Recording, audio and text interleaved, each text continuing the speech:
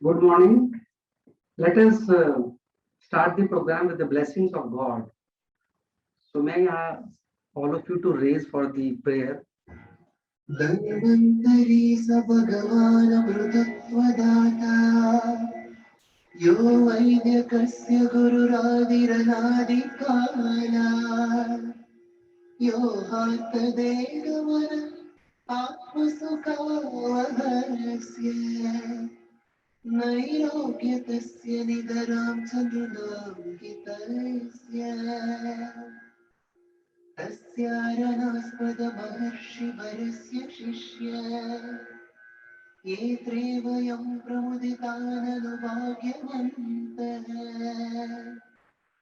Then प्रतीपितचर सुचिरात् शुभायुः वेदस्य दीपा विहतत्पुरदोत्तरामः येन प्रभां वयमिहस्य विदद्य दिक्षु ज्योत्स्नामृजातिशमने प्रभवेम दातुम् व्यादिव्यकाल हृदयाय इमाय देयं वितम्बुविकलापि च न किलैषः Dvayam vitam bhuvikalapi jana kilaishah Dvayam vitam bhuvikalapi jana kilaishah. Professor Dr. A.K. Singh, the Vice Chancellor of Atal Bihari Vajpayee Medical University, Lucknow. Dr. Tarun Sahani, President of Society of Hyperbaric in India. Dr. Somesh Balakrishnan, Right Hospital, Chennai. Dr. Suri, President of Indian Podiatry Association. Dr. G. Balakrishnan, Medical Director of Right Hospitals. And physically present here, Head of the Department, Plastic Surgery, JIPMER, Dr. Devi Prasad Mahapatra. And Technical Director from the TECNA, and Mr. Sridharan, the co-managing director of Ergoclean, and our faculty, Dr. Friji, and other participants who are online, including telemedicine officers from across the country of 160 medical colleges with whom we are sharing this CME nationally and internationally. Those nodal officers from Nepal, Sri Lanka, Bhutan, Myanmar, UK, USA, Thailand. So this CME is being telecasted to nationally as well as in the international platform. So at the outset, I welcome you. Those who are online, I welcome you virtually, and those who are physically present here because of the corona restrictions, they could make at least here. I would like to welcome them, and for that I will request Head of the Department, Dr. Mahapatra, to welcome the Mr. Muralidharan, the TECNA Director. Please face the camera. And Mr. Sridharan, who is physically present.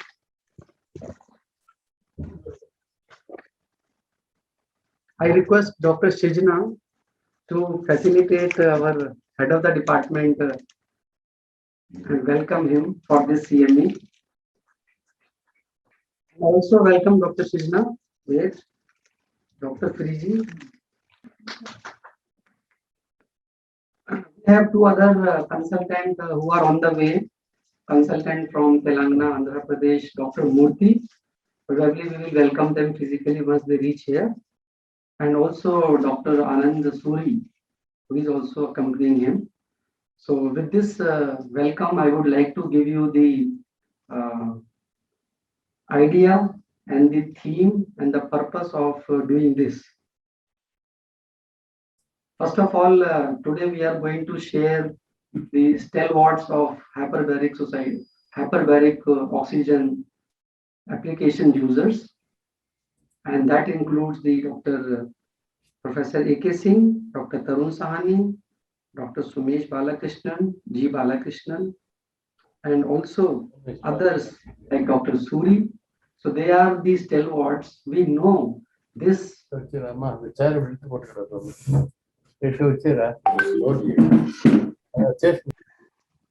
We know this hyperbaric oxygen is not new. When I was doing my MCH in 90s, that time we used to go to in Bombay Army hospital to take our patient for various application. But unfortunately, in India, still it is not that much being given the importance, could be because of cost itself. But now time has come. It is already expanding in various parts of the country. And JIPMER also now is in the process of starting this facility. Keeping that in the mind, when you buy some vehicle, we need to learn driving. So here we would like to learn from these stalwarts how we can use clinically, and from the technical point of view, the Techna director will tell us the actual requirements, that how we will be using it. With this, I welcome you all once again, and to start the program, I request Head of the Department, Dr. Friji Sridharan, and also Mr. Muralidharan to formally inaugurate the program by lighting the lamp.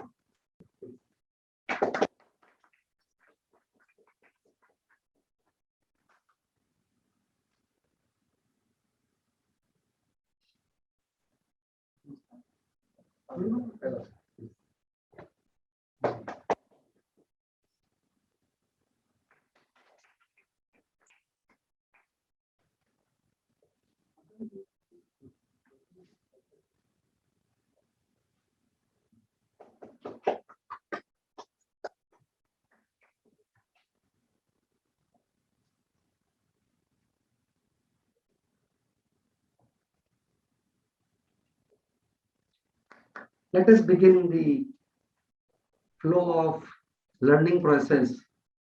And Professor Dr. A.K. Singh, I don't think he needs an introduction, because he is the teacher of teachers. And I would say the leader par excellence, academician, researcher, scientist, philanthropist. If you see his biodata, probably it needs a lecture. Because when I was going through sir in his web page, so he has been the president of various associations, including our prestigious Indian Association of Plastic Surgeons, and also SWCR, and many more. And there is a list of various awards and publications, books. So not taking much of his time. At present, sir has retired from KGMC Lucknow and joined as a Vice Chancellor of Atal Bihari Vajpayee Medical University, Lucknow. Sir, over to you to share your talk. Well, as I was saying, it's always a pleasure to be back with JIPMER for an academic activity. It is such a vibrant department, and with everybody in the faculty, including Dr. Chittoria and Dr. Devi Prasad, all contributing to it. So it's really good to be back here. I bring you greetings from the Atal Bihari Vajpayee Medical University, which is going to be an affiliating university for all medical, dental, nursing, and paramedical colleges. I'm just a little bit of correction. My umbilical cord is still attached to KGMU, a place very favorite to me and where I have been doing all of my clinical work. So greetings from the Department of Plastic Surgery, also from KG Medical University. It's still about, I would say, 1.5 months to be precise, for my umbilical cord to be detached, to be formally retired from that place. So still maintaining a lien, and I keep on telling the head there, I can come back anytime once again. So not in a jovial sense. Well, today we are talking about hyperbaric oxygen therapy, and it has been, as Dr. Ravi said, it has been in use for a very long period in the history of mankind. Yeah. And people have been so enamored with it that some of them have even said, Richard Neuber, who's a very well-known plastic surgeon, he has said the positive pressure of use of hyperbaric oxygen is really a modification of God's gift to man. I think the word, because oxygen is also known as the pranavayu, or the part of the air component which is essential for living, and it is important for nearly all cells of the body. So hyperbaric oxygen also pervades into all the cells, and therefore perhaps this statement has come that it is all pervasive and has got a lot of role as far as our treatment is concerned. Let us start with some basics. Mind you, today we'll be talking more about, I will be talking, in fact, more about basics rather than the clinical aspect of it. The reason why I'm saying so is that we have a very good speakers following me, and I don't want an overlap on the clinical scenario as far as hyperbaric oxygen is concerned. So what I'll be dwelling with is mostly about understanding what is hyperbaric oxygen therapy, and especially in relevance to our own specialty of plastic and reconstructive surgery. So basically, it is giving oxygen at a higher pressure than the atmospheric pressure, maybe 1.5 to 3 times the normal of the atmospheric pressure, and where the patient is kept in a chamber or in a cubicle or in a room or whatever it is, but in a confined space where we can increase the pressure of the oxygen to more than 1.5 to normal times of the atmospheric pressure. And we'll come to know why we do so.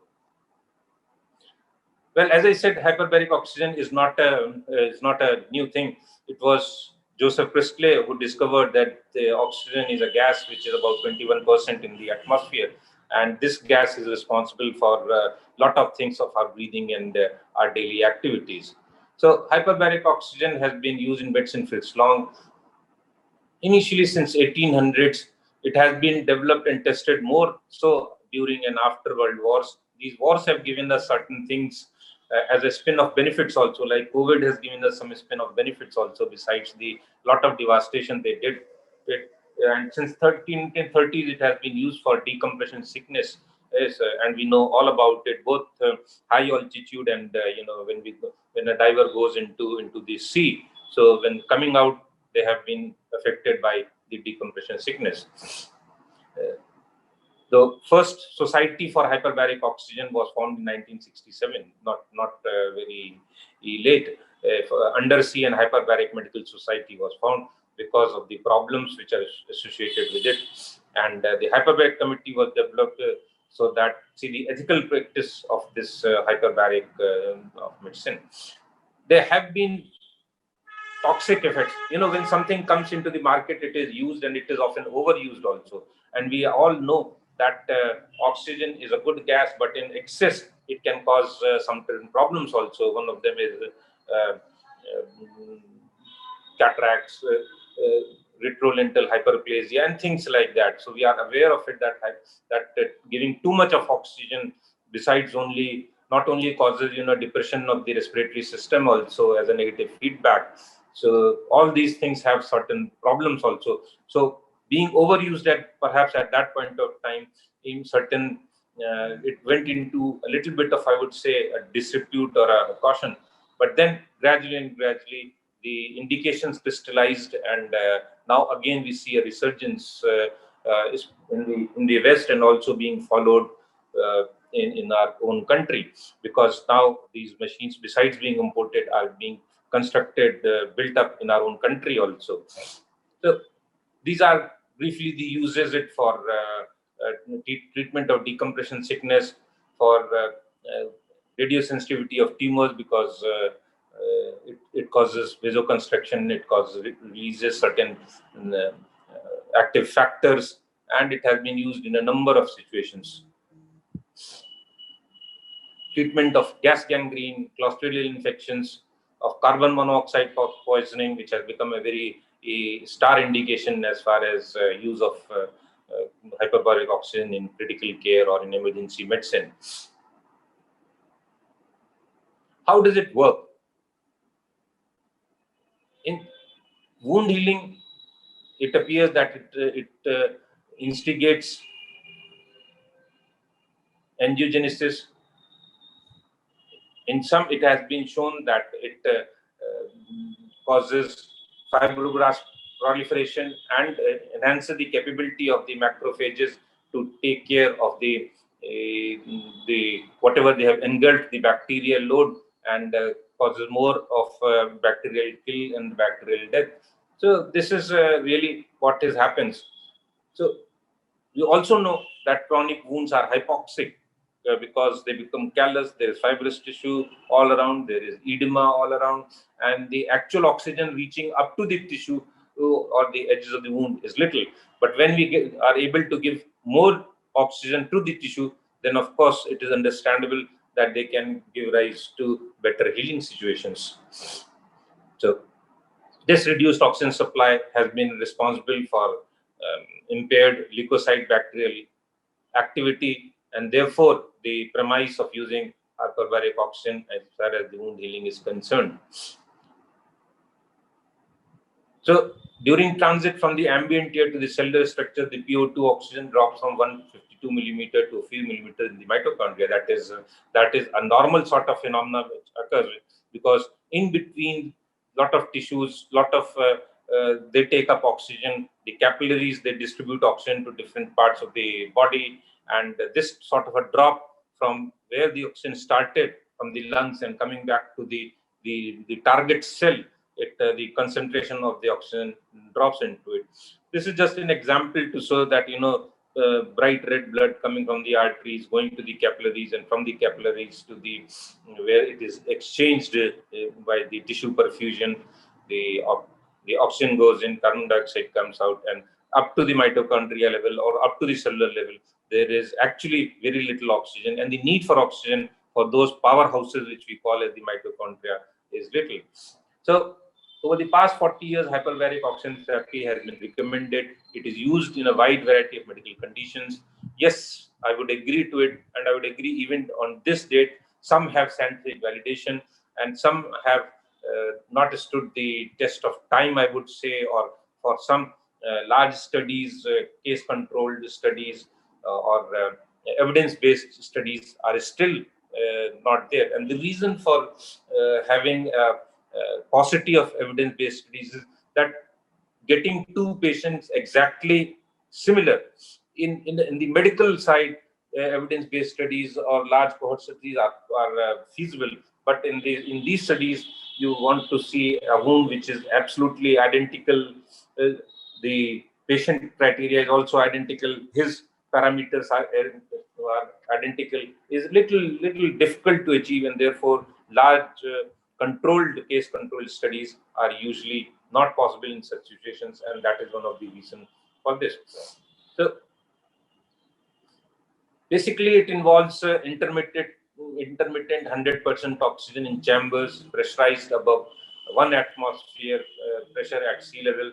It causes hyperoxygenation of the normal tissue and of tissue with blood perfusion. I think this statement is important because it causes hyperoxygenation of normal tissue, means that the level of oxygen available, the PO2 of oxygen available at that local tissue, and also of the tissue which has a poorer blood supply, which has less of oxygen at that point of time. How does it do so? It does so by increasing the dissolved fraction of oxygen in the plasma.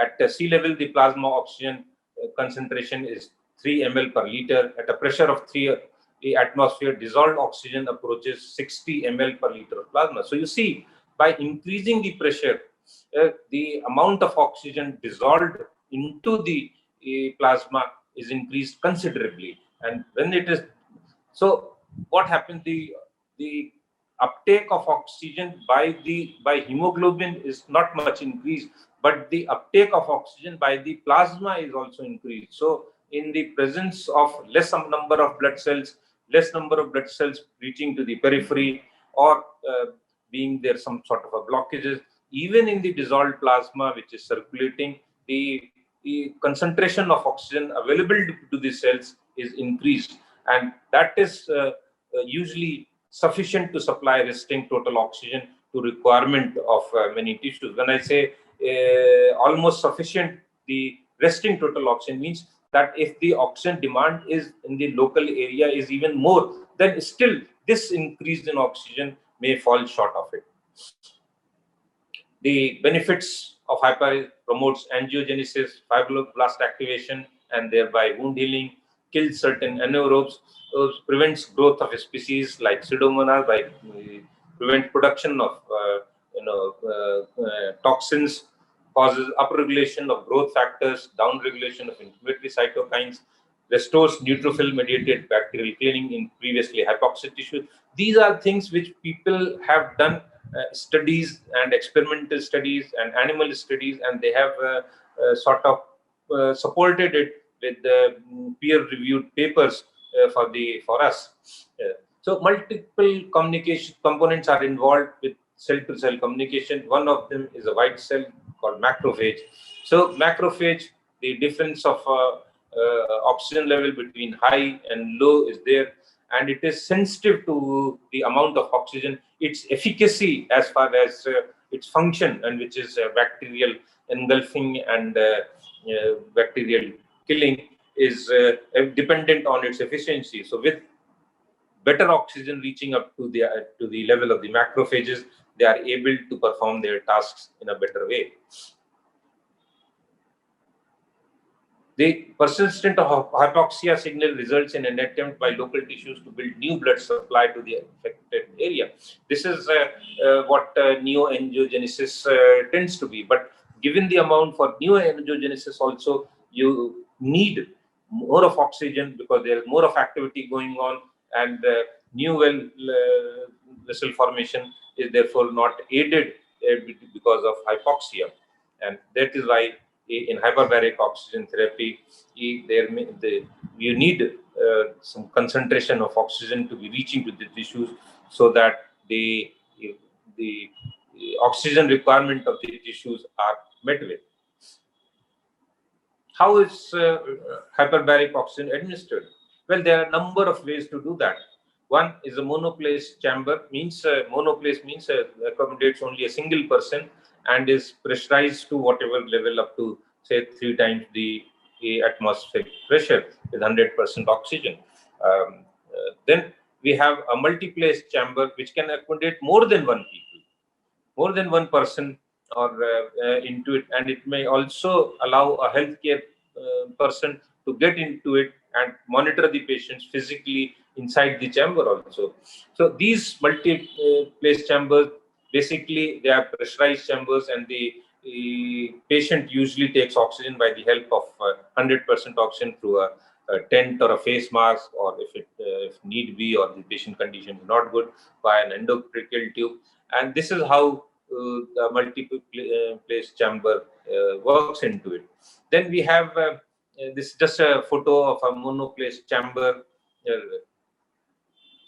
That is how a patient in a transparent glass frame, which is a very, I wouldn't say glass, it's perhaps perspex or some sort of plastic, which is very strong and can withstand that much of internal pressure. I think this is the most important component of a hyperbaric chamber, and that is the plastic in which the patient is lying, because this has to be very strong, otherwise it can burst and the oxygen can leak and can cause problems.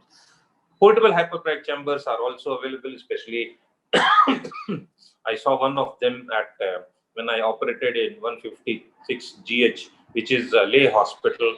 So they have portable chambers also because of high altitude sickness and the army jawans moving into oxygen deprived conditions. They have to be sometimes supported with it. So these are various types of chambers which are available. This is an example of a multi-place chamber.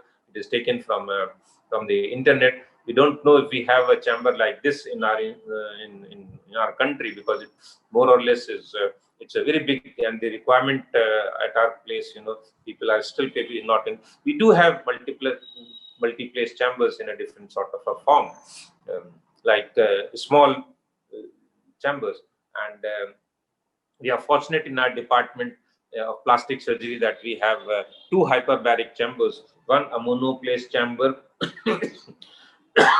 and multi-place chamber. So we are fortunate to be able to treat 3-4 patients simultaneously in our department with the help of these two hyperbaric oxygen machines available with us.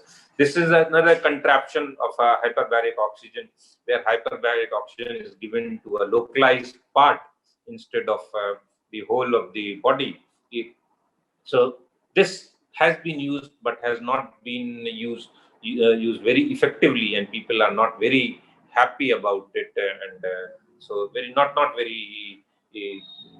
very much in vogue. You call it as a topical administration. You can supplement it with oral oxygen also, but somehow it has not gained, and it doesn't seem to.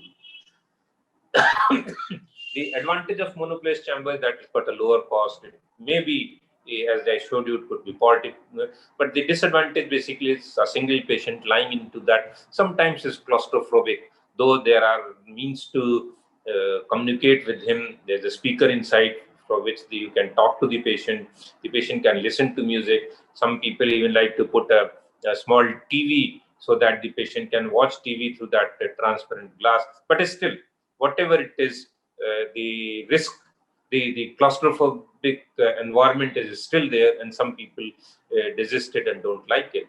And the other thing is that the whole chamber contains hyperbaric oxygen. So both the things, the requirement for oxygen is also more, and also in case of a tragedy, the high oxygen can ignite and can cause some fire risk also.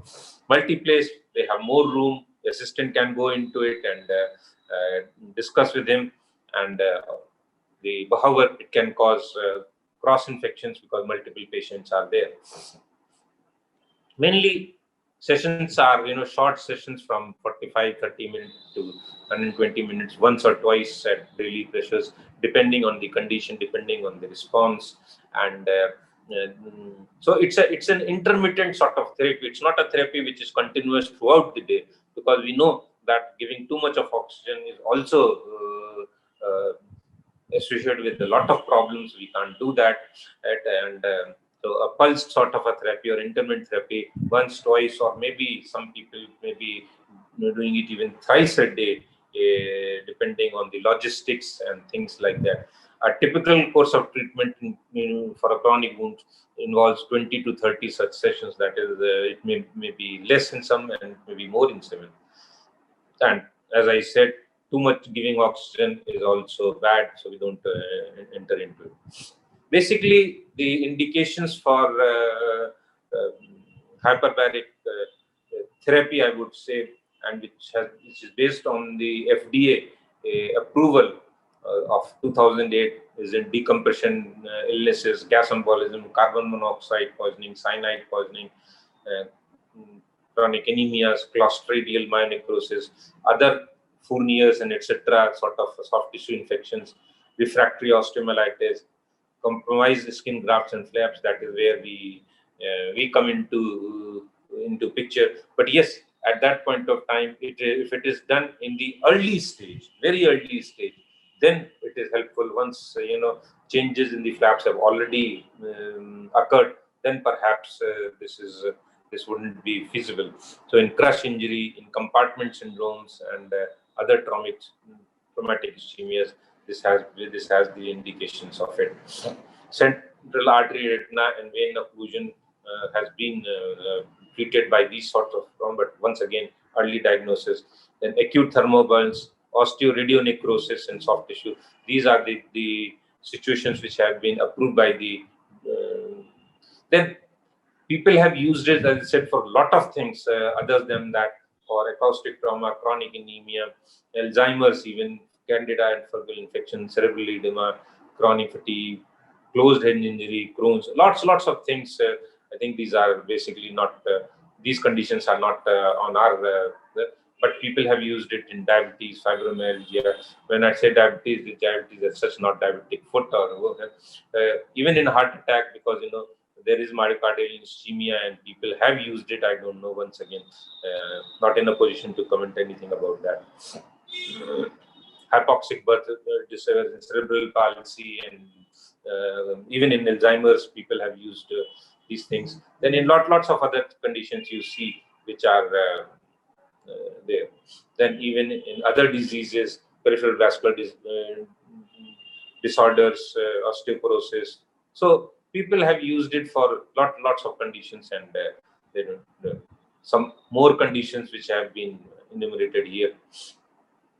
Well, we'll come to just a few points about burns.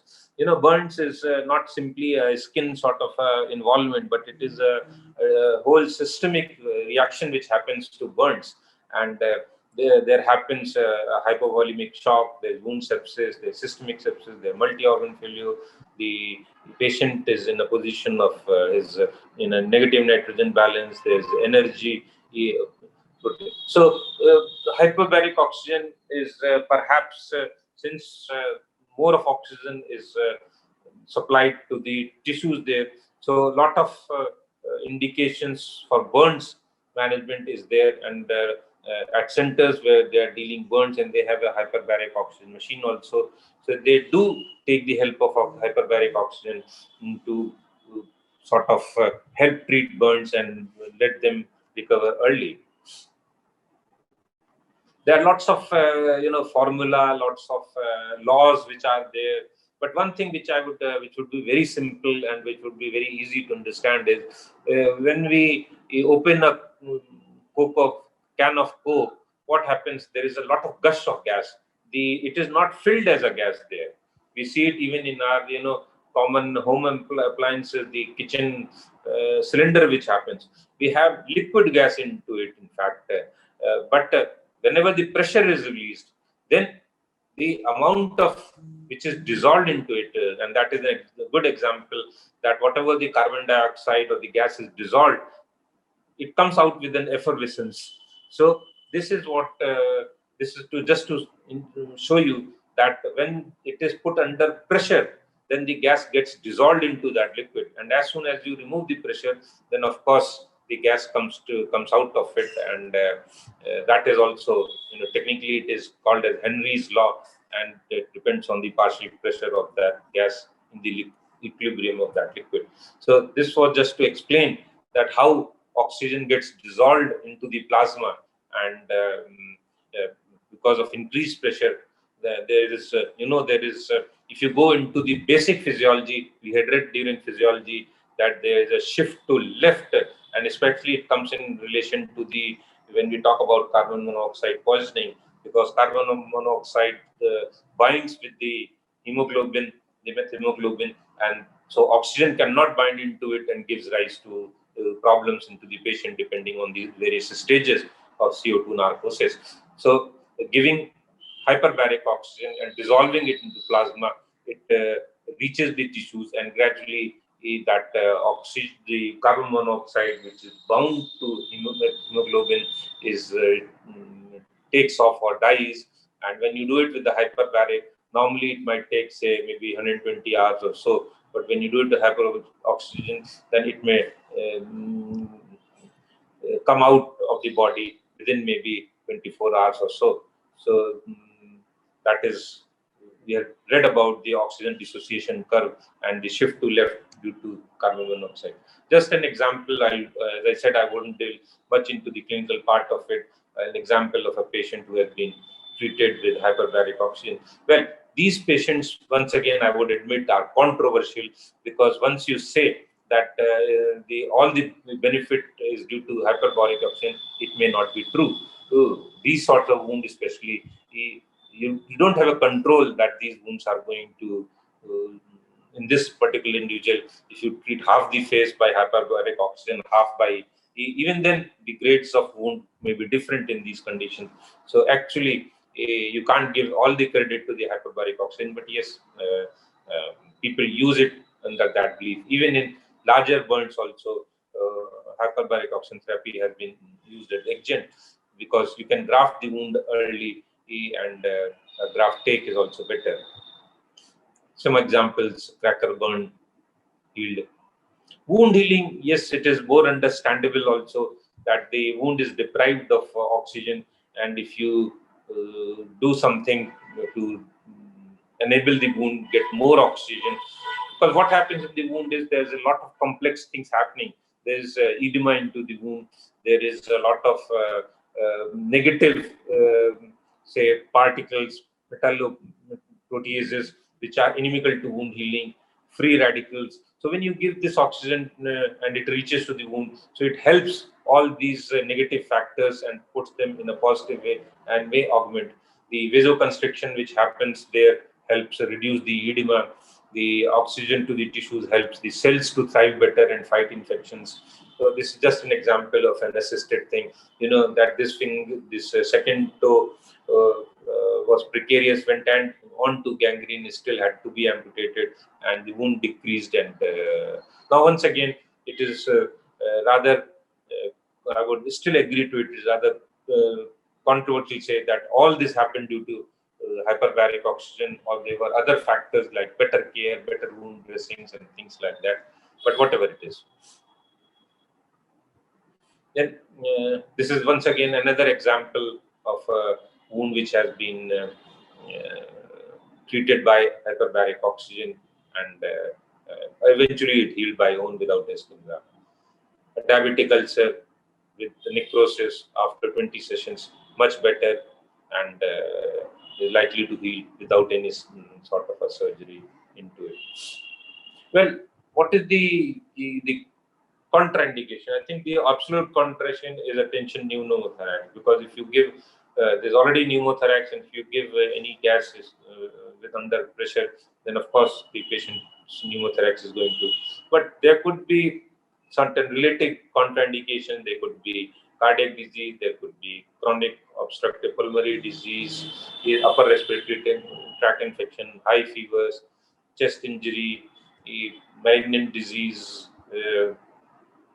So this is these are certain sort of middle ear barotrauma is contraindication. Emphysema with CO2 retention is also a relative contraindication, because these things. One thing which is important for hyperbaric therapy is that we always get an ENT checkup and get an ENT clearance from before taking the patient for hyperbaric oxygen, to see that his ear conducting mechanism is intact, and the patient can do a Valsalva, because there can be sequestration of fluid into the middle ear. There can be problems, a mild sort of a pain or a dull sensations as we experience it while going for a flight. That experience is normal to occur, and for that you can give the patient a toffee or something to chew on, or yawning, that helps. But yes, middle ear has to be taken. Other complication could be myopia, and because of the direct toxicity of the oxygen to the lens, we know that I've already mentioned that long-term oxygen therapy causes changes in the lens, lateral hyperplasia. But yes, here, since it is intermittent, so it is not severe, and it is reversible also. Then there can be pulmonary barotrauma, as I mentioned it, because we are giving it in the high pressure. So if there's an emphysema or things like that, that will leak and rupture.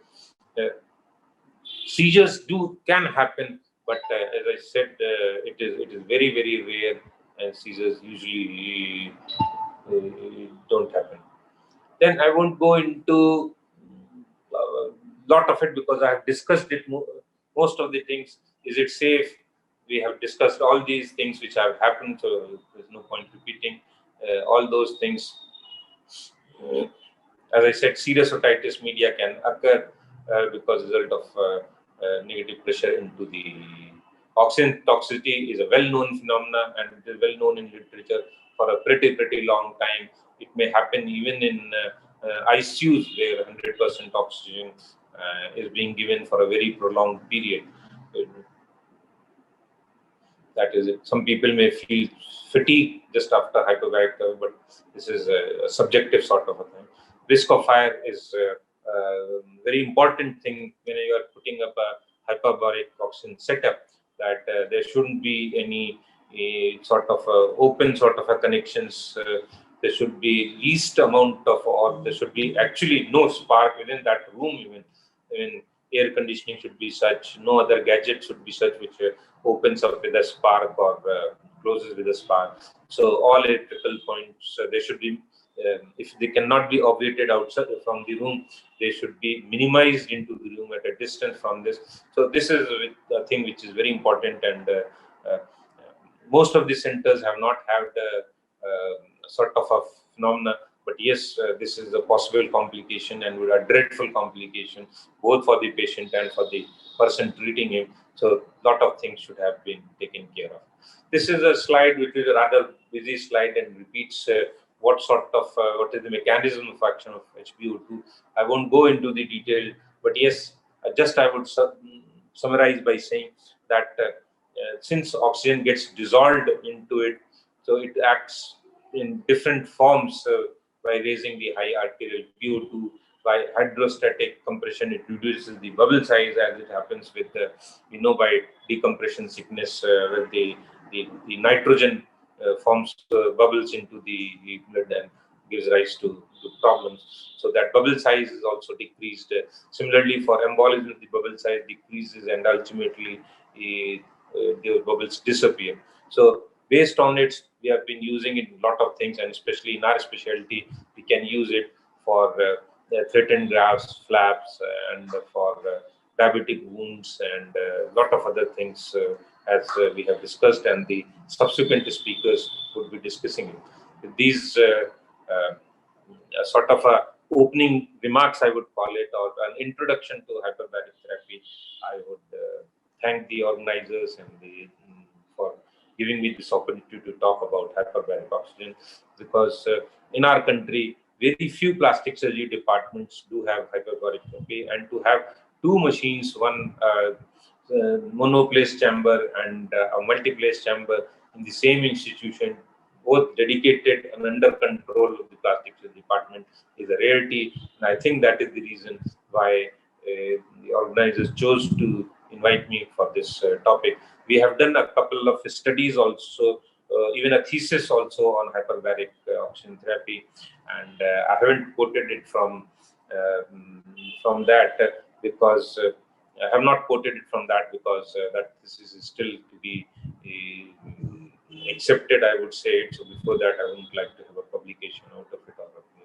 Then, just for the sake of information, we have tried it in mucormycosis also in our institution, and because at one point of time we in KGMU we had something around 450 plus mucor patients admitted, or at one point of time, or at different points of time, I would call it, not all at the same time, but the load of mucormycosis patients were there. So we tried this also, and once again, I won't be, or maybe little later we might be able to come up with some sort of statistics. But in some, we did feel that it has helped, and especially in the early ones, once necrosis has set in, black spots have already appeared, then perhaps it's later.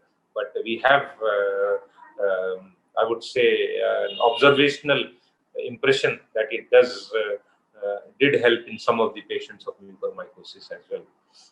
Well, once again, thank you everyone, and thanks for giving me this opportunity, and happy to be with you all. Thanks. Thank you very much, sir, for the excellent overview of hyperbaric oxygen therapy from basics to complications and the clinical applications. And we would take questions at the time of panel discussion. So thank you very much, sir. Now we will go on to our next speaker.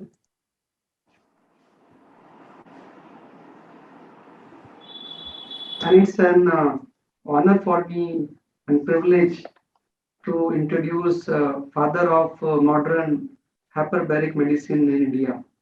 He is known as the father of modern hyperbaric medicine in India because he is the one who first established hyperbaric chamber in private setup in Apollo Hospital in the year 2000.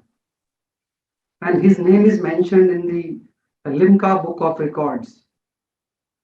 Basically, sir is an ambulance of armed medical forces, and further he did his higher training from Harvard University and University of Aberdeen. And then subsequently, after his graduation, he served the Navy and went on to work in UK and UAE.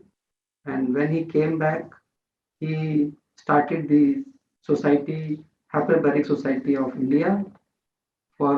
He is the founder and the president, and also he is the chairman of Asian Hyperbaric and Diving Medicine Association. Also, he is founder and director of Advent Healthcare Private Limited. Like any scholar, he has many publications, chapters. So, thank you, sir, for accepting our invitation, and over to you. You may share your lecture and screen. Good morning, ladies and gentlemen. At the outset, of course, it's a great privilege to be invited on a platform which is being chaired at the prestigious JIPMER. And it's a well-known institution, and it's a privilege to be here. I wish I could have been there physically, though. Also want to thank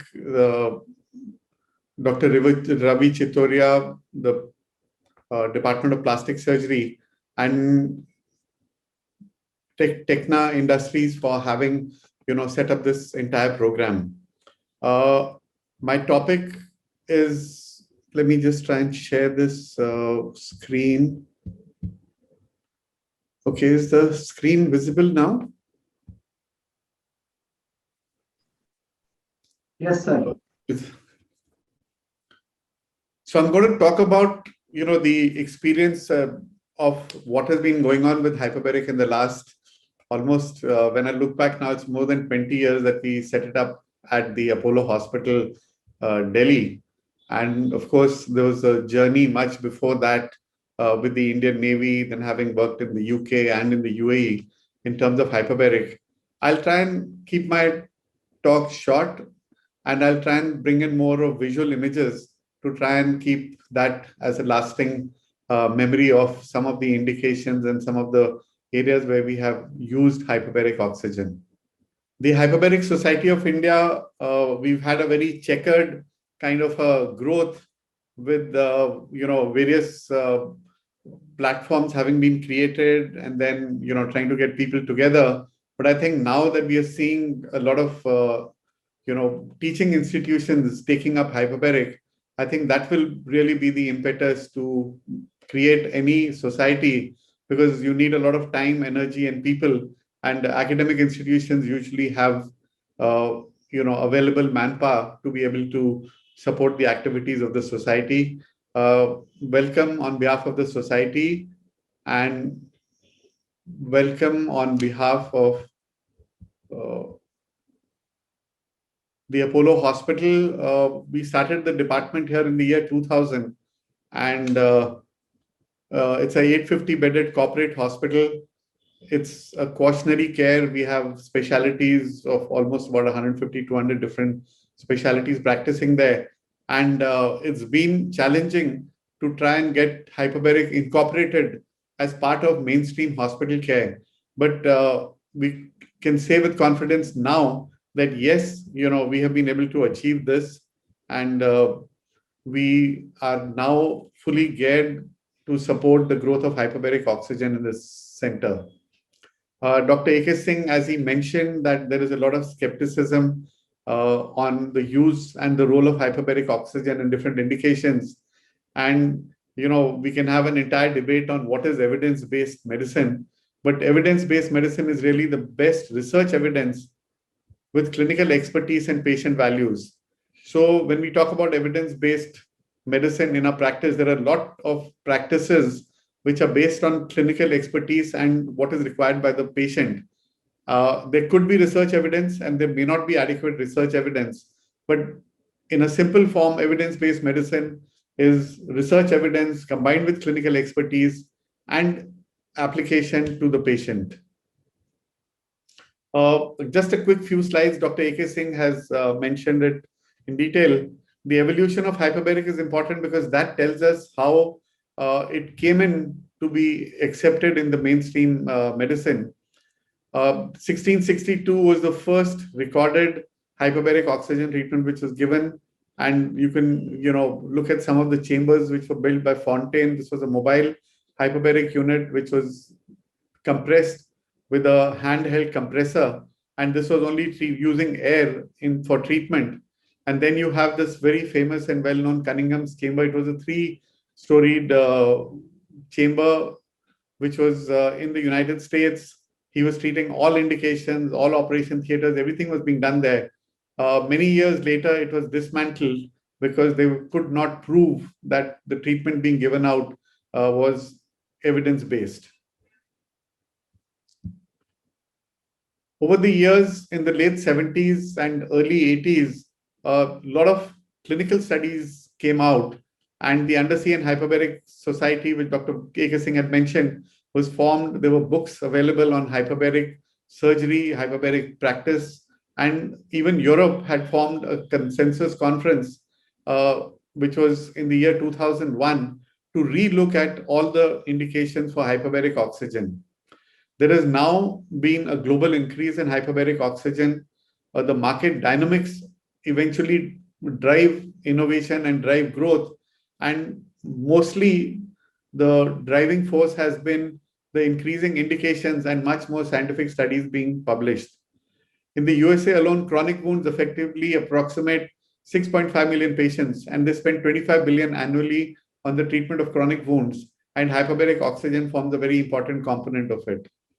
Dubai, Egypt, America, across the world, hyperbaric oxygen is getting extremely popular, and this is now being integrated in terms of hospital practices and not standalone practices based on individual perceptions.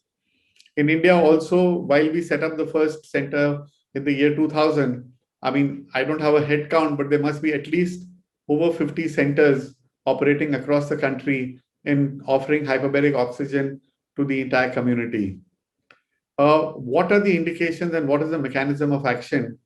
By definition, and the definition is important because that differentiates a lot of different forms of hyperbaric oxygen. Differentiates the oxygen which is delivered. Two things are clear. It says a patient breathes 100% oxygen. It may not be 100%, the modification is near 100%. So it'll be about 99.8 or 99.9%. And the pressure at which you are treating it is important. It's 1.4 atmospheric pressure. So if the pressure is less than 1.4 and you are not breathing 100% oxygen, it does not qualify for hyperbaric oxygen. So some of the slides, one of the slides Dr. K.K. Singh had shown, a pressure and oxygen pump with a plastic bag around a foot. Technically, that would not qualify as hyperbaric oxygen because the patient has to breathe it and the pressure has to be more than 1.4 ATA. How does it work? Dr. K.K. Singh has explained it. I'm sorry, I'm repeating some of that here. We all know that most of the oxygen is bound to hemoglobin in our day-to-day survival. Increase in pressure results in an increase in the oxygen dissolved in the plasma. And this additional dissolved plasma is responsible for the beneficial effects of hyperbaric oxygen. If you look at the table on the right, you can see that as the pressure increases, what happens to the amount of oxygen which goes into solution in plasma. So if you're breathing air, 1 ATA, it's 0.32 milliliters per 100 ml. If you breathe 100% oxygen, it goes to 2.09. And if you go to 2.5 ATA, which is roughly where most of our wounds and complex patients are being treated, the amount of oxygen dissolved in solution is 5.62. So that is a significant increase in oxygen which is delivered to the tissues, and that is enough to meet the requirements of the cellular level. And this is really the mechanism of action of hyperbaric oxygen. We are increasing the amount of oxygen dissolved in the plasma. So what is the mechanism of action? I know all the basics have been covered extremely well, but I'll just divide them into three compartments. One is the physical effect of pressure. The physical effect of pressure is the direct effect of pressure, wherein Boyle's law states that pressure reduces the volume, and this increase in pressure reduces the bubble size in circulation and reduces damage to the tissue. This is the basis of its use in air embolism and decompression sickness. Then you have the pharmacological action, which is the direct effect of high pressure oxygen. High concentration of oxygen itself has a direct effect in some illnesses. And oxygen here behaves like a drug and acts directly. So gas gangrene, carbon monoxide poisoning, and direct toxicity to some cancer cells is the mechanism of action. The physiological effects of hyperbaric oxygen are also now well documented. There's a upregulation of various growth factors like the VEGF, the PDGF, and the FBG. The antibacterial effect of the wound site is enhanced by additional oxygen. The vasoconstriction reduces interstitial edema, and many of the antibiotics their action is enhanced when we combine it. And a large number of indications of hyperbaric oxygen is based on the physiological effect of this high amount of oxygen which is delivered to the tissue. The physical effects, as already discussed, as you in the Boyle's law, which is on the right side, it explains that as the pressure increases, the volume decreases. At 3 ATA, the bubble size is reduced to almost 2/3. The bubble content is then replaced with oxygen, which is then absorbed by the tissues. And Henry's law tells us that as we increase the partial pressure of oxygen in a breathing mixture, the amount of oxygen which is dissolved in the plasma increases. So the use of hyperbaric oxygen is based on some very basic physical laws. The physiological effects, as we discussed, there's an upgradation of all the growth factors, and there is an enhanced antibacterial at the wound sites, and the reactive oxygen species which are increased, that can kill bacteria in both the intracellular and extracellularly through the membrane disruption and protein denaturation. That is again a graphical presentation of the physiological effects. The amount of oxygen is improved, the number of vascularity is improved. How do you administer hyperbaric oxygen? There are three components for each treatment. One is the pressure at which you will treat. The second is the duration of the treatment session. And the third is the number of sessions which is needed. So it's like any other drug which you administer. You'll give a patient ampicillin 500 milligrams 3 times a day for 15 days. So similarly here, it'll be, the pressure being 2.4 times of the atmospheric pressure into 90 minutes per day for 10, 20, 30, 40 days, depending on the indication. The patients, while receiving hyperbaric, are assisted by a nursing staff inside the chamber, as well as continuously monitoring from outside by an operating staff. So the treatment is completely safe. This is really our center at the Apollo Hospital. So, there are multiple patients taken in. You'll have an attendant inside with the patient at any given time. And the entire treatment is controlled from this control panel, which is shown here. The indications for hyperbaric have been discussed, but I just want to say that the Undersea and Hyperbaric Medical Society every year, every 2 to 3 years, holds a consensus conference wherein all indications of use of hyperbaric and all the data published globally is collated, and the indications are reviewed. Whether these indications are strong enough to sustain or withstand scientific evidence-based data. So these 14 indications which are listed here are all recognized by the international community as evidence-based. It is recognized by Medicare and a lot of insurance companies globally. We are trying to get some of these included by insurance companies in India as well, but these are all evidence-based with solid data. The book on the left is available online. It's published every 4 years. The last publication was year 2019. And this will give you all the studies, will give you all the research papers, will give you documentation to support the use of hyperbaric in these conditions. It's I would say, a very strongly recommended book which should be present in any academic institution which is offering hyperbaric oxygen. Indications can be grouped in different manners. So we have this entire column on wounds, oncology, ENT and ophthal indications, other indications which may not be so strong. And then you have what we call the off-label indications. The off-label indications are where hyperbaric oxygen is really being given, but there is not yet enough evidence to promote it or support it on an evidence-based platform. However, having said that, based on anecdotal reports and data, hyperbaric oxygen is being given to these patients. This is our at the Apollo Hospital. We created this graph here. So we are looking at 4 pockets of treatment, and I'll take you through these 3 pockets as we move forward. We have a large bunch of wounds and complex wounds which are used in hyperbaric. Then you have oncology and radiation. You have primary treatment like air embolism, decompression, and then you have a host of other indications for hyperbaric oxygen. This present section, I'll just deal with you on wounds. And there are business data and scientific data and economic data, which tells us that across the world, if you go in, 60% of hyperbaric centers are used only for wound healing. And all reports on advanced wound care market recognize hyperbaric oxygen as an important component. If you look at the box on the right bottom, wound healing accounted for the largest market share of over 60% of the total hyperbaric oxygen therapy devices market across the world. And a lot of that is similarly now being collated in India, but it'll be interesting over a period of time to collect this data and across India and see which conditions are we treating and which volumes of patients are being benefited more, because the Indian community is very large now, and we are working on trying to get a cloud-based scientific platform which can gather all this data. I'm not going to discuss too many of these patients, but I'll leave you with the graphic images.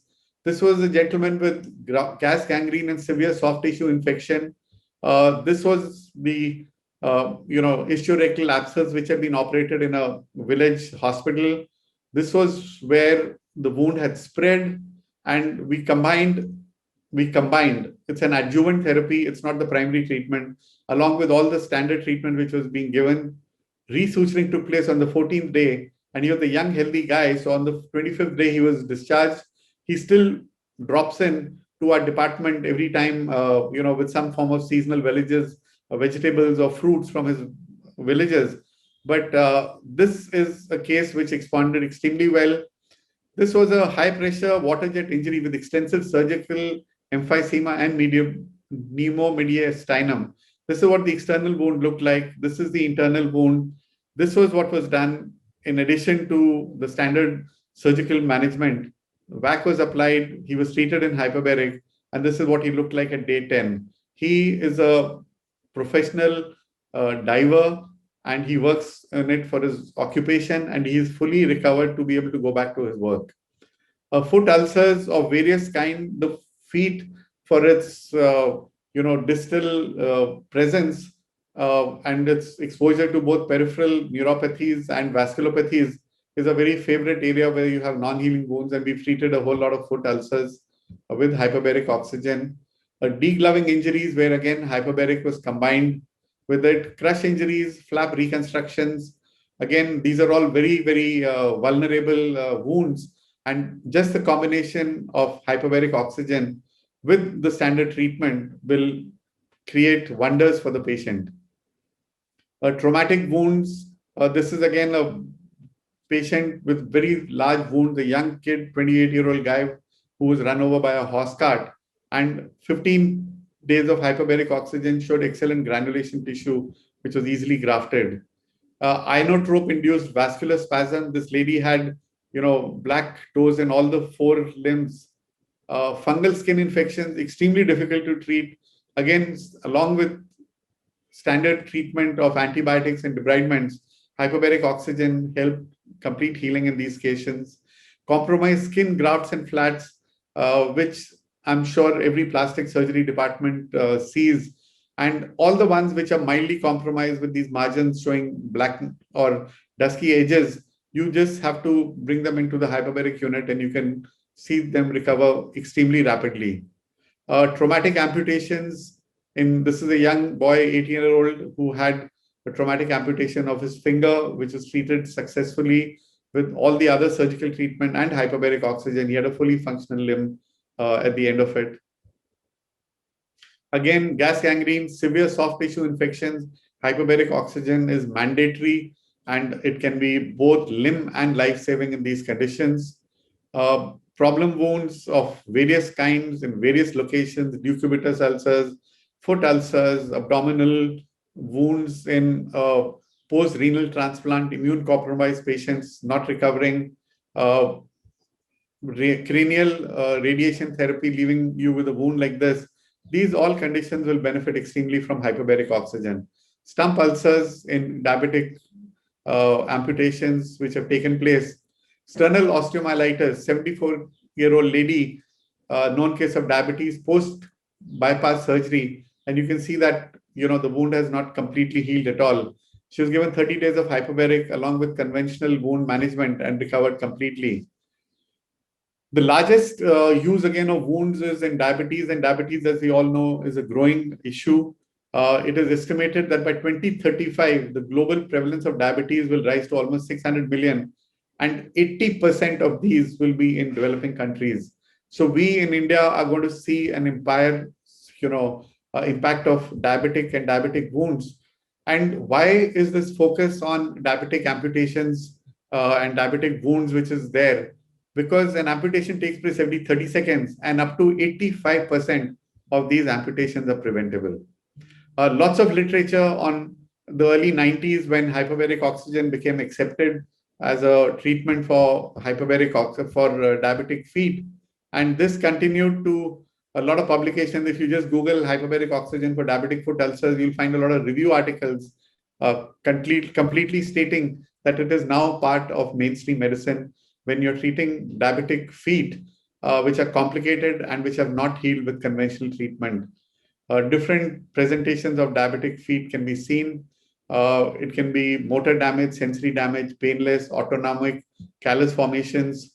And there is a standard classification. There are other classifications now, but patients with Wagner's grade 2B or higher should combine hyperbaric oxygen with standard treatment. Only then will you get complete recovery. Hyperbaric oxygen and oncology have suddenly, are also now very, very closely linked. And I think if I take the largest patients we have is non-healing wounds, and then we have a lot of patients who have interfaced with oncology who are being referred to our department. And this will tell you the growth of hyperbaric oxygen with oncology. In the 80s, oncosurgery wounds and post-radiation side effects were the main patients being treated. In the 90s, some of hyperbaric was being used as radiosensitizers and prophylactically in some of the head and neck radiation patients. And in the 20th century, which is phase 3 now, we are finding that hyperbaric is finding a role in the metabolic management and being attributed to the direct toxicity of hyperbaric treatment. Wounds in cancer patients are complex, wide dissections, existing comorbidities, prior exposure to radiation, treatment with chemotherapeutic reagents, and poor nutritional status. Hyperbaric oxygen as an adjuvant in these complex wounds is extremely well established. It improves healing rates in these oncology patients. Again, there is a large number of patients, but I'm just going to just show you some pictures. This is a 58-year-old Ayurvedic doctor, CA prostate, spine metastasis, treated with 35 cycles of radiation and had a radiation ulcer in the spine. A full skin grafting was done, combined with hyperbaric oxygen for almost 40 days because this was a radiated tissue in an immune-compromised individual. It recovered completely. Oral cancers with post-surgical wound delayed healing are again, almost, I think at any given time, we'll have one odd patient with either a surgical wound or an oral cancer. Radiation tissue damage, again, hyperbaric is the only treatment. We know that radiation therapy causes the 3H tissue response. It makes it hypocellular, hypovascular, and hypoxic. And this results in fibrosis and vascular inclusion. these get worse with time. So you'll have patients referred 5 years after radiation treatment, even 8 years after radiation treatment. And chronic complications of radiation may not get better with time, and they are likely to get worse. Hyperbaric oxygen is extremely well established in radiation, and we can actually have an entire session on oncology and hyperbaric oxygen. So it typically takes about 40 days of treatment. The first 10 is what's called the lag phase, the rapid rise phase, and then the plateau phase. And by combining hyperbaric, you can make these tissues almost as close to normal tissues as is possible. Repeat measurements made between 1 and 4 years after exposure have shown that the TCO2 values have continued to remain elevated. So this is a permanent solution. It's not a temporary recovery from an illness. Osteoradionecrosis of the jaw, again, extremely common. And we've had patients referred from across the world, actually, Middle East, Africa, with post-radiation radionecrosis who have been treated successfully between the dental surgeons, the plastic surgeons, and the hyperbaric physicians. Again, 60-year-old male post-surgical excision of cancer of the floor of mouth followed by radiation. The bone in the facial area, the maxilla and the mandible, are extremely vulnerable, and they have a very limited vascular supply and are easily affected with radiation. And hyperbaric oxygen has a very critical role to play here. Radiotherapy-related sequelae, which are responsive to hyperbaric, and there are enough evidence. Radionecrosis of brain, retina, mandible, proctitis, cystitis, fistula, soft tissue radionecrosis, and radionecrosis of the larynx. All of these are very, very responsive to hyperbaric oxygen. In addition, hyperbaric oxygen is also being used prophylactically for dental procedures, for brain surgeries, and for surgery in tissues which have already received radiation. Hyperbaric oxygen as a radiation sensitizer and prophylaxis is now well established. A slight increase in partial pressure of oxygen leads to a dramatic elevation in radiosensitivity. This is a study of 1994 and not so popular in other parts of the world, but in Japan, they definitely use hyperbaric oxygen as a radiation sensitizer and now even as a chemosensitizer. The expenses for hyperbaric oxygen, when you do a cost-effect analysis, this was a study done in the US. 60,000 patients received radiation. 1 to 5% will develop, will develop complications. 50% of these patients who undergo surgery will develop post-operative complications. And hyperbaric oxygen has been demonstrated to reduce the dollar cost and the human radiation complications of hyperbaric oxygen. The 20th century has been extremely interesting, and I think what is really important, I will go to the next slide first, because there seems to be a very, very close interaction between hypoxia and tumor progression. And this has been demonstrated repeatedly, and more so recently. If you look at the 2019 Nobel Prize in Physiology and Medicine, what did this prove? This was the third Nobel Prize in the field of oxygen. And even after 200 years, we still need to learn more about oxygen. But the 2019 Physiology and Medicine Nobel Prize, what it demonstrated was that how do cells sense and adapt to oxygen toxicity? And why does this research matter? But this research helps us to understand how oxygen levels can affect cell reactions. Drugs that can activate or block these oxygen sensing mechanisms may be of use in treating cancer and other diseases. This has led to a whole flurry of activities. And if you look at publications in the last 5 years, every leading journal in the world will have at least one study on hyperbaric oxygen and its use in radiation-induced plexopathy, as an adjuvant in osteosarcoma, in metabolically supported chemotherapy and ketogenic diet. So hyperbaric oxygen and oncology seems to have now found a very, very close link, especially with the Nobel Prize finding, where they have demonstrated that hypoxia is responsible for tumor growth. So if you can reverse hypoxia, you can actually slow down the progression of cancers. Other indications, there's a whole lot of them. I'm just going to mention them. Acute sensorineural hearing loss, very well demonstrated, lots of data on it. It's now on the evidence-based list.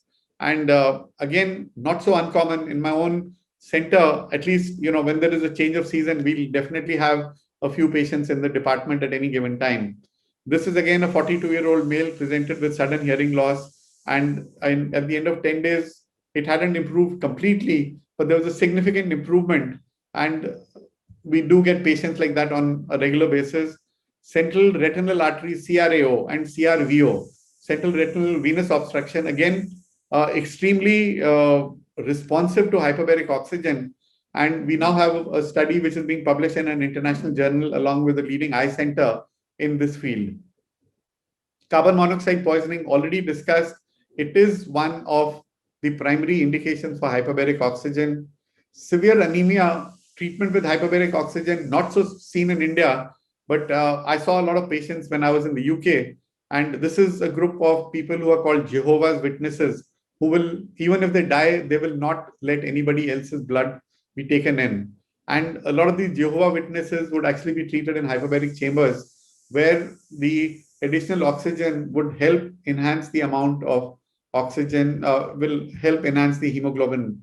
Refractory osteomyelitis, again, listed on the evidence-based list, and we've treated a few of them here. But what we've also treated is quite a few patients of avascular necrosis of bone, especially if they are in Fackett's classification 1 or 2. And these patients, if they come in earlier, you can improve the oxygen tension, you can enhance the reparative process, reduce tissue edema, and reduce the intraosseous pressure in the femoral head, in leading to recovery. Like I said, if the femoral head has already been destroyed and avascular necrosis has progressed significantly, then hyperbaric oxygen will have very limited role. Intracranial abscesses, again, documented and an evidence-based indication. We've used them in a few cases here, especially as a follow-up of maxillary sinusitis leading to intracranial spread, leading to intracranial abscesses. Thermal burns, already discussed by Dr. A.K. Singh. There's a big role in it, and there is an established data demonstrating what are the benefits of hyperbaric oxygen in treating burns.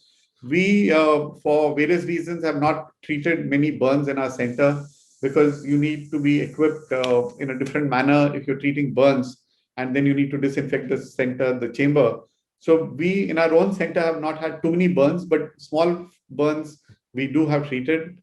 This has been a recent topic of great interest, and I'm sure we can have a CME much later on just the role of hyperbaric oxygen in this rhino-orbital cerebral mucormycosis.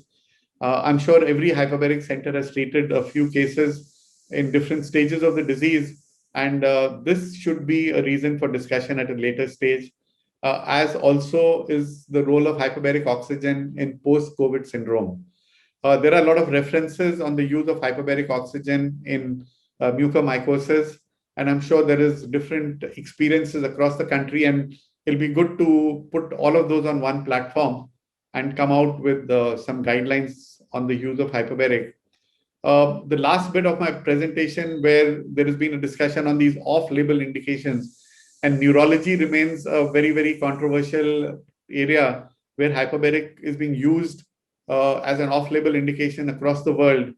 The simple logic of use of hyperbaric is that whenever you have any damage to the brain, there is a central area which is dead brain cells, and you have a penumbra where the cells are still not completely dead.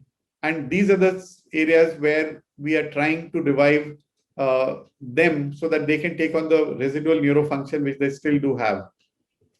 This is a traumatic brain injury, 32-year-old male. This is the sequence of events in what happened to him in 30 days. We do have a publication in the British Journal of Neurosurgery published 3 years ago on the role of hyperbaric in traumatic brain injuries. And this is, in my mind, probably going to be another indication which will come on to mainstream evidence-based use in hyperbaric. Decompression sickness, the use of hyperbaric oxygen for compressed air workers, which is where it eventually, where it initially was explored. So these are all well-documented indications of hyperbaric oxygen in occupational health. We do see them at our center, but not every center would have enough of occupational health illnesses to see them. Side effects and contraindications already discussed by Dr. A.K. Singh, as he mentioned, the absolute contraindication is untreated pneumothorax. And there are a few other relative contraindications. But if you're cautious and you screen your patients properly, there is no reason there should be any side effects, or there should be any reason that you can't treat a patient who needs hyperbaric oxygen. The cost impact, the ability of hyperbaric to preserve a functional extremity can reduce the high cost of disability resulting from amputations, and it can shorten the healing time.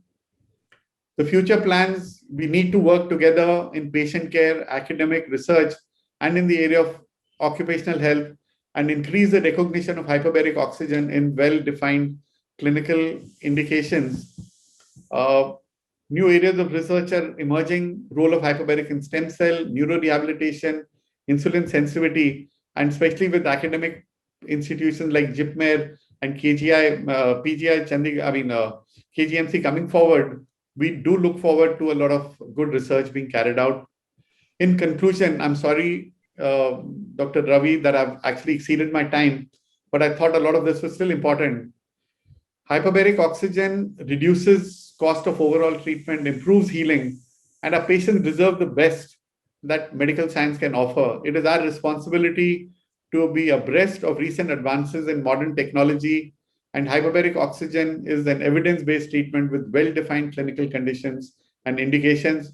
It should be recommended for select patients at the earliest to be able to get the best results.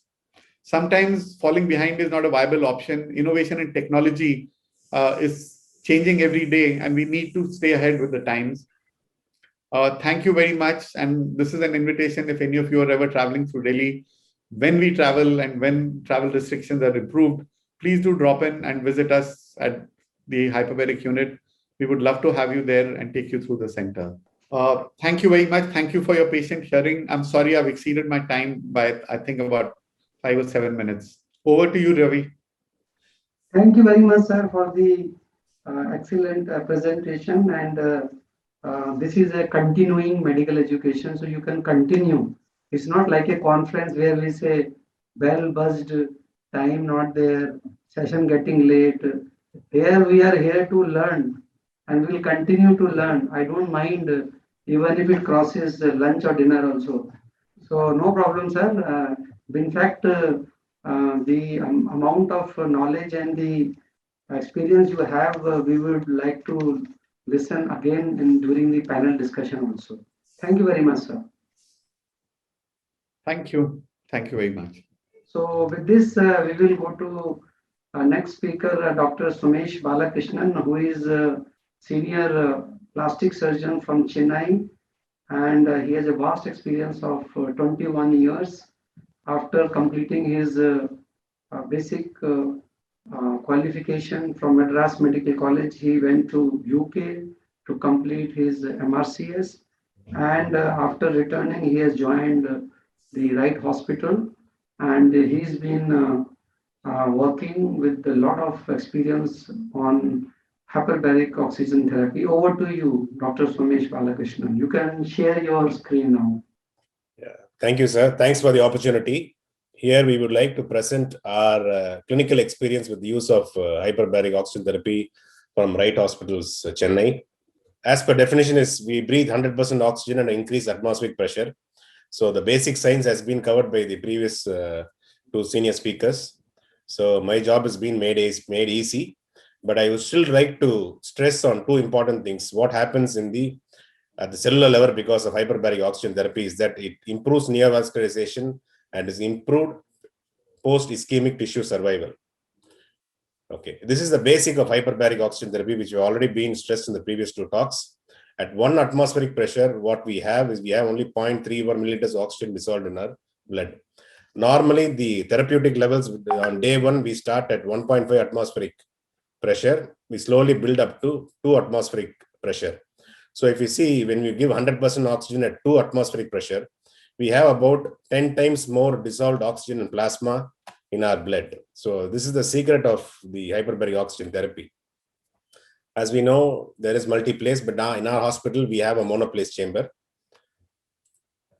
So complications, as told before, most of the common complications, which we are not complication, would say is from the patient feedback, is the ear pain. So we need to teach them how to do a Valsalva maneuver so that to prevent this ear pain during the therapy. If you look at the indications according to the US FDA approved indication as plastic surgeon, if you see on the right hand of the slide, we deal with all these clinical situations day in and day out. So along with our surgical skills, if you combine them with hyperbaric oxygen therapy, we'll be able to give a very good clinical outcome.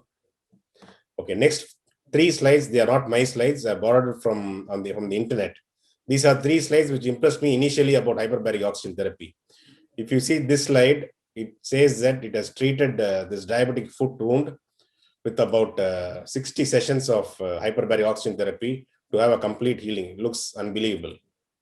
The next is similar diabetic foot wound, which was only treated with hyperbaric oxygen therapy, took about 42 sessions to treat this wound. This is published from our PRS Plastic Surgery Journal in 2015, where this lady had a skin sparing mastectomy with an implant as well as nasal dermis. Post-operatively, she developed what looked like a full thickness sort of skin necrosis. So they had to deflate the implant and give hyperbaric oxygen therapy. According to their experience, they are given 30 sessions of hyperbaric oxygen therapy to save this part of the skin. So in our experience, I'm going to show you what we have been treating: venous ulcers, vasculitis causing ulcers, post-traumatic wounds, thermal burns, and electrical burns. So this lady, if you see, she already had treatment for a varicose vein in both the leg, but she's come back with a recurrent venous ulcer. You could see that both the lower legs, she got multiple tiny small ulcers. So all we did was gave her hyperbaric oxygen therapy. We gave her about 25 sessions of hyperbaric oxygen therapy, which complete wound healing. No surgery was done. This is another gentleman who had vasculitis causing lower leg ulcers in both the leg. Within a period of 6 months, he was grafted twice and all the grafts were lost. So finally, when we saw the patient, we told him that we will first debride the wound, give you hyperbaric oxygen therapy, and then do a skin graft. So we gave him, after debridement, we did give hyperbaric oxygen therapy for about 10 sessions. Following 10 sessions, we skin grafted it. Usually, whenever we do a big grafting, we combine it with a negative pressure wound therapy also. Even after surgery, we gave him 5 sessions of hyperbaric oxygen therapy. So if you look at his skin graft at the end of 3 months, complete 100% take off skin graft. During all our treatments, hyperbaric oxygen therapy is an adjuvant treatment. You also have to follow all the medical physician's advice for treatment of vasculitis, which involves giving these patients steroids also. So this is a traumatic full thickness skin necrosis to the lateral aspect of the knee. So we debrided and we put a negative pressure wound therapy with instillation therapy. So once we removed the negative pressure wound therapy, we saw the wound was like this. We were not happy. So we put him on hyperbaric oxygen therapy for about 15 days. After 15 days, you could see there was a good granulation of the wound and we had a good skin graft. From our experience, we see that whatever skin grafting we have done post hyperbaric oxygen therapy, the graft take is fantastic. So this is another traumatic nasal injury. The first time when we saw the patient, we counseled him for a forehead flap. So we told him that we will give a chance of hyperbaric oxygen therapy. So we know that at least we'll get to a clear demarcation, whether which is dead and which is not dead. So we gave him about 15 sessions of hyperbaric oxygen therapy. It's only the superficial part of the skin and the tip of the nose got necrosed, for which he already had a scar on the nasolabial fold. So utilizing the same incision, we did a nasolabial flap to cover the nasal defect. So this gives us time for us to demarcate about dead and non-dead. This is another example of a flame burn. In this gentleman who came to us 5 days after his flame burn, if you look at his dorsum of the foot, they were all deep burns. We thought we have to graft, but we told him we'll give him a few sessions of hyperbarics and see how it heals. As we are giving hyperbaric oxygen therapy, his wounds started healing much better. So we did not operate on him. In 15 sessions, all his wounds completely healed. This is his post-operative picture after complete healing of the wound. No skin grafting was done. Only 15 sessions of hyperbaric oxygen therapy was given. This is another industrial accident. He had a hot metal contact onto his right shoulder. If you see the wound, on the periphery of the wound, with simple conservative dressing, it will heal. But if you see the center of the wound, which has got a contact with the hot metal, looks almost like a full thickness burn. So normally what we would have done is managed him conservatively, probably grafted this full thickness wound later. So on day 1, he came to us. So from day 1, we started giving hyperbaric oxygen therapy. So we gave him 7 sessions. By end of, you could see that improvement after 7 sessions. By the end of 12 sessions, his wound completely healed without any surgery. The advantage of treating such burns is that we can even treat them as outpatient. They need not be admitted. This is another industrial accident where a lot of molten plastic splash onto his forearm. If you clinically look at his forearm, it all looked like full thickness patchy burns. He also came to us on day 1. So from day 1, we just started hyperbaric oxygen therapy, 15 sessions, everything healed. This is 3 months post healing picture. This is another example of a silencer burn. So she's a well-educated lady who came to us specifically asking for hyperbaric oxygen therapy. So without hyperbaric oxygen therapy experience, we would have normally advised this patient either an excision grafting or sometimes a wound closure or some sort of local flap after excision of the dead tissue. So we gave 17 sessions of hyperbaric oxygen therapy for this wound, which healed without any surgical intervention. Right. Having all this experience with burns, then we started going on to deal with more of thermal burns. So this is a lady, the only thing with hyperbaric oxygen therapy and burns is that we need to have a very stable patient and a very cooperative patient to have them inside the chamber. We cannot have any, at present in our single monoplace chamber, we cannot administer any treatment while the patient is undergoing, like if a patient is on which have major burns who's on inotropes or medication like that, we won't be able to give, or that is the difficulty. So we are able to treat only stable, simple burns. And this is one such example where she came in with a burn onto the abdomen, onto the breast.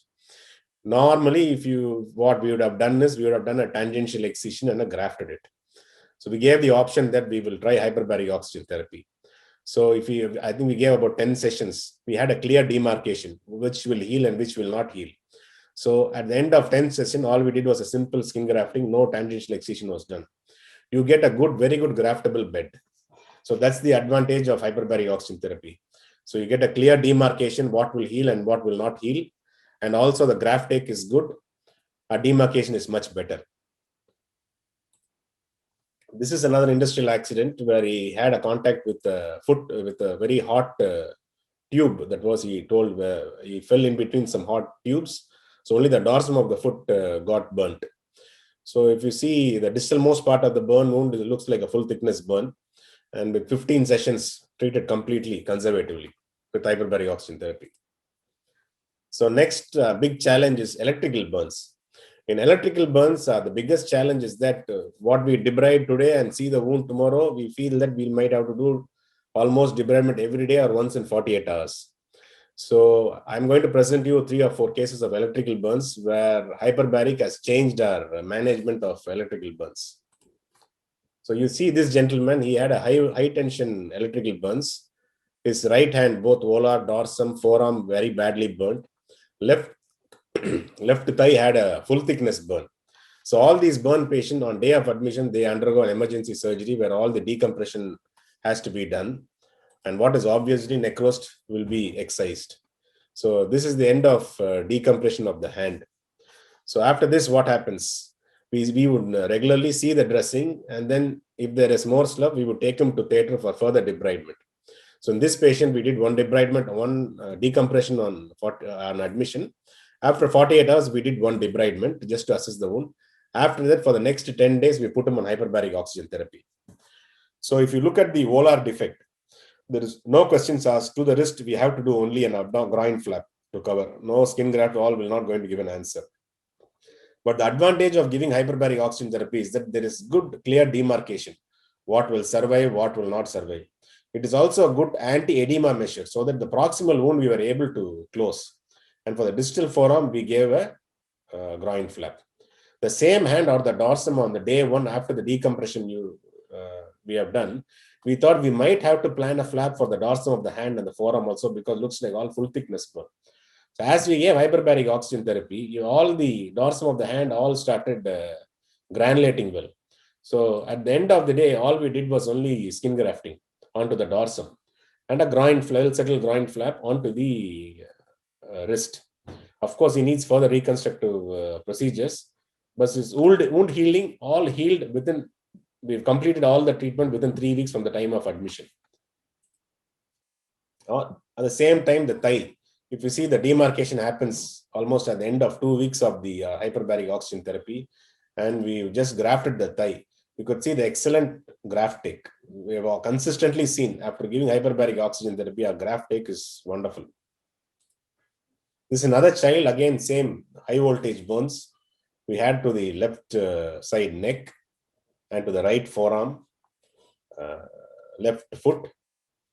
All undergo emergency decompression and then relook at 48 hours, following which they all undergo hyperbaric oxygen therapy for the next 10 days. Even if there is slough, we don't take him back to the theater.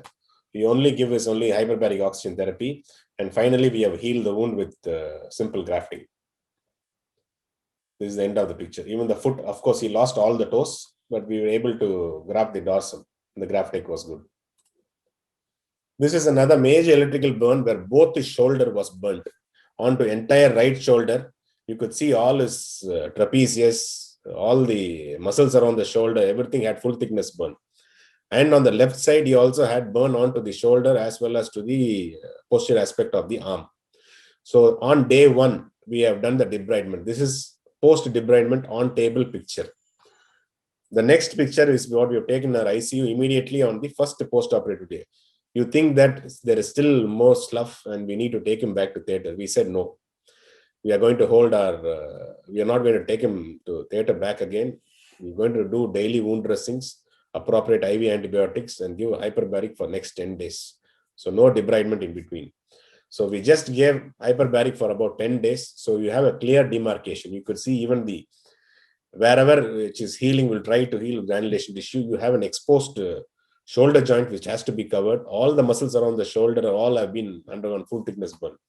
So what we did was we did a pedicle latissimus dorsi flap to cover the shoulder joint. We applied skin graft. Similar as we said before, whenever we do a large area grafting, we always combine with the negative pressure wound therapy. So this is for the right shoulder. The same thing was done on the left shoulder. Left shoulder, it was only debridement and skin grafting. Okay. So the end of the day, 2 months down the line, everything has healed except his shoulder, the humerus was exposed. So we had to do another surgical procedure where we did a pec major flap to cover the exposed humeral head. We didn't excise the humeral head. We just made multiple punches in the humeral head and covered the humeral head with the pec major flap. So this is the complete picture now, which is complete. This picture sent to me from his home, from his mobile. He's totally healed. His elbow and hand is normal, but he has no shoulder function, but he's gone back to the work. So we could see such a good, stable, good skin grafting. Of course, you have to combine all our surgical skills along with the hyperbaric oxygen therapy as a synergistic tool. So this is another gentleman similarly with another high voltage electrical burns. So when he came to us almost 4 or 5 days, this happened in Andhra, he came to us 4 to 5 days later. There is, if you see on the dorsum of the thumb, obvious full thickness necrosis. You have to do a surgical procedure to cover it with a flap. Whereas if you see on the radial aspect onto the volar aspect of the forearm, we thought whether to do a tangential excision or a complete excision and grafting. We told him as an outpatient, you first undergo hyperbaric therapy for about 7 to 10 days. We see how the wound improves and then we'll manage. So I think we gave him 10 sessions of hyperbaric oxygen therapy. So all was left behind was only this, which we know on day 1 itself, we need to do a flap cover. Whereas on the forearm, if we see, most of the forearm wound healed. It's only the one radial aspect which we had to put a skin graft. So only this portion we had to do a skin graft. Most of this healed conservatively with hyperbaric oxygen therapy. Thumb has been covered with the abdominal flap, and he's a mason by work, and he's gone back to his work. So sometimes we get patients very delayed. This patient already spent about a month in a different hospital, sustained high voltage electrical burns. So they come with a lot of both his feet had raw areas. He had also other raw areas. So now we decide after seeing, we need to give them a good, of course they need debridement and skin grafting. To give a good result with skin grafting, we thought, okay, first is clean the wound, parenteral antibiotics, hyperbaric oxygen therapy for 10 days, and then we grafted both his feet. So you could see that all his graft take is so well after hyperbaric oxygen therapy. So this is how it works as a synergistic tool along with the surgical skills. So hyperbaric oxygen therapy, from our practice, it has definitely made a big change in electrical burns. Most of the plastic surgeons who deal with electrical burns know that we need to, because there's progressive tissue necrosis, very difficult to identify the line of demarcation, frequent trips to theater for frigoric debridement. If you combine hyperbaric oxygen therapy during your management, it shows that we can utilize our skills much better and give a better wound healing. So I would say hyperbaric oxygen therapy alone is not, it's only one part of the treatment. So it is a very good adjuvant or a synergistic tool for treatment. It definitely accelerates wound healing. It also a very good effect on decreasing edema in post-operative wounds. So whenever we consider there is an inactive surgical phase, we utilize this therapy of hyperbaric oxygen therapy. Thank you. Thank you very much, sir. It was the true clinical applications for hyperbaric oxygen therapy in the field of plastic surgery, and how we not only make some of the wounds heal primarily, and some of the wounds which needs a wound bed preparation to cover it with a graft or a flap. So definitely it is an adjuvant to the armamentarium of wound management. Thank you very much, sir. We will take questions and in the other time of panel discussion. Thank you very much, sir. Now we are going to have lecture by another icon in the field of hyperbaric oxygen therapy. I said icon because he's been practicing hyperbaric oxygen therapy in Delhi for more than 10 years.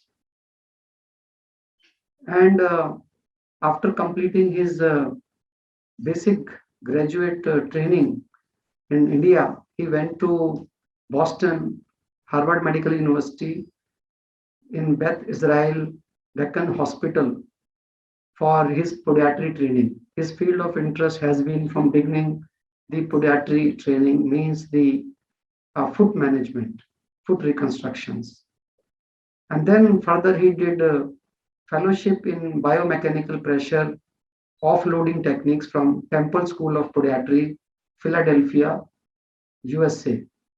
He has a vast experience of 21 years. And with that vast experience, in fact, I have been associated with him since 2008 when he founded the Association of Indian Podiatry Association. And since then, I have been seeing him the growth of training more than 2,000 doctors in different part of the India in the last 5 years. So he is the founder president and also hyperbaric oxygen therapy specialist and member of American Podiatric Medical Association and member of American Association of Wound Care and member of European Diabetic Foot Study Group. So over to you, sir. We would love to hear from you. You may unmute and share your screen. Thank you, Dr. Ravi, for the nice words and introduction, and thanks for inviting me in this forum and sharing my experience in diabetic foot care and HBOT in podiatry practice. As we all know that hyperbaric oxygen therapy has been practiced all over the country now. We have a lot of stalwarts in HBOT therapy who are doing all over the country. And we have already seen that over past 40 years, hyperbaric oxygen therapy has been recommended and used in a wide variety of medical conditions, as we have seen in previous 3 presentations. We know we have single chambers and multiple chambers already been discussed by Dr. Tarun Sani sir. And if you look at definition for hyperbaric oxygen, it's already been discussed that it is a defined and administration of oxygen at pressure greater than 1 atmospheric pressure. And very important thing is that it is a systemic therapy. At present, also a lot of patients think and a lot of doctors think that it is a topical or a local therapy. No, it's considered to be a systemic therapy. As we have, Dr. Singh has already inserted that topical oxygen usually don't have a role in wound healing. But yes, some papers are coming up now which are showing that topical oxygen might help in wound healing. So that's a different dilemma of talk other than this forum. At present, we'll say that topical oxygen has no role in the clinical enhancement on wound healing. And because the pressure in those machines or those units, we can't go above 2 at 2.0 at ATA. So that is the thing, that when we are doing pressure at more than 2 ATA, it really helps in the wound healing process. As we know, there are lots and lots of papers now. If you go on Google and see the paper presented, they are huge volume. See this paper from 2010 onward, that hyperbaric oxygen therapy facilitates the healing of chronic foot ulcers in patients with diabetes.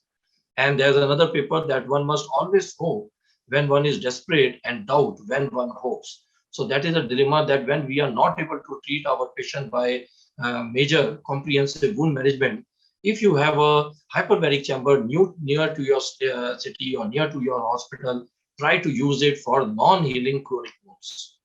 We all know that patients for months together for non-healing diabetic foot wounds, they, despite best available care, according to guidelines at a multidisciplinary diabetic foot clinic, they will heal better when we are using hyperbaric oxygen therapy for these diabetic wounds.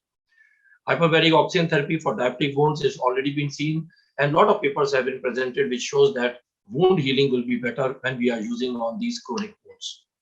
There are outcomes where we have seen that major amputation by a lot of therapies have seen that HBOT, if applied along with your comprehensive management for wound healing, like offloading, debridement, dressings, taking care of ulcer, taking care of dressings, taking care of sugar, in those major amputations can be prevented, or you can just go for a toe amputation or midfoot amputation, but major amputations can be prevented by using hyperbaric oxygen therapy. In necrotizing soft tissue infections, hyperbaric oxygen therapy is used as an adjuvant to surgery and to the antibiotics, recommended for compromised patients. We also know that improved oxygen tension adversely affects the anaerobic growth of the infection. So that is very important, that anaerobic infections get rectified, and with an improved neutrophilic function, which help in this necrotizing soft tissue infections. This was one of the patients having a severe necrotizing fasciitis. Whatever wound care we were doing at our center, we added hyperbaric oxygen therapy with that.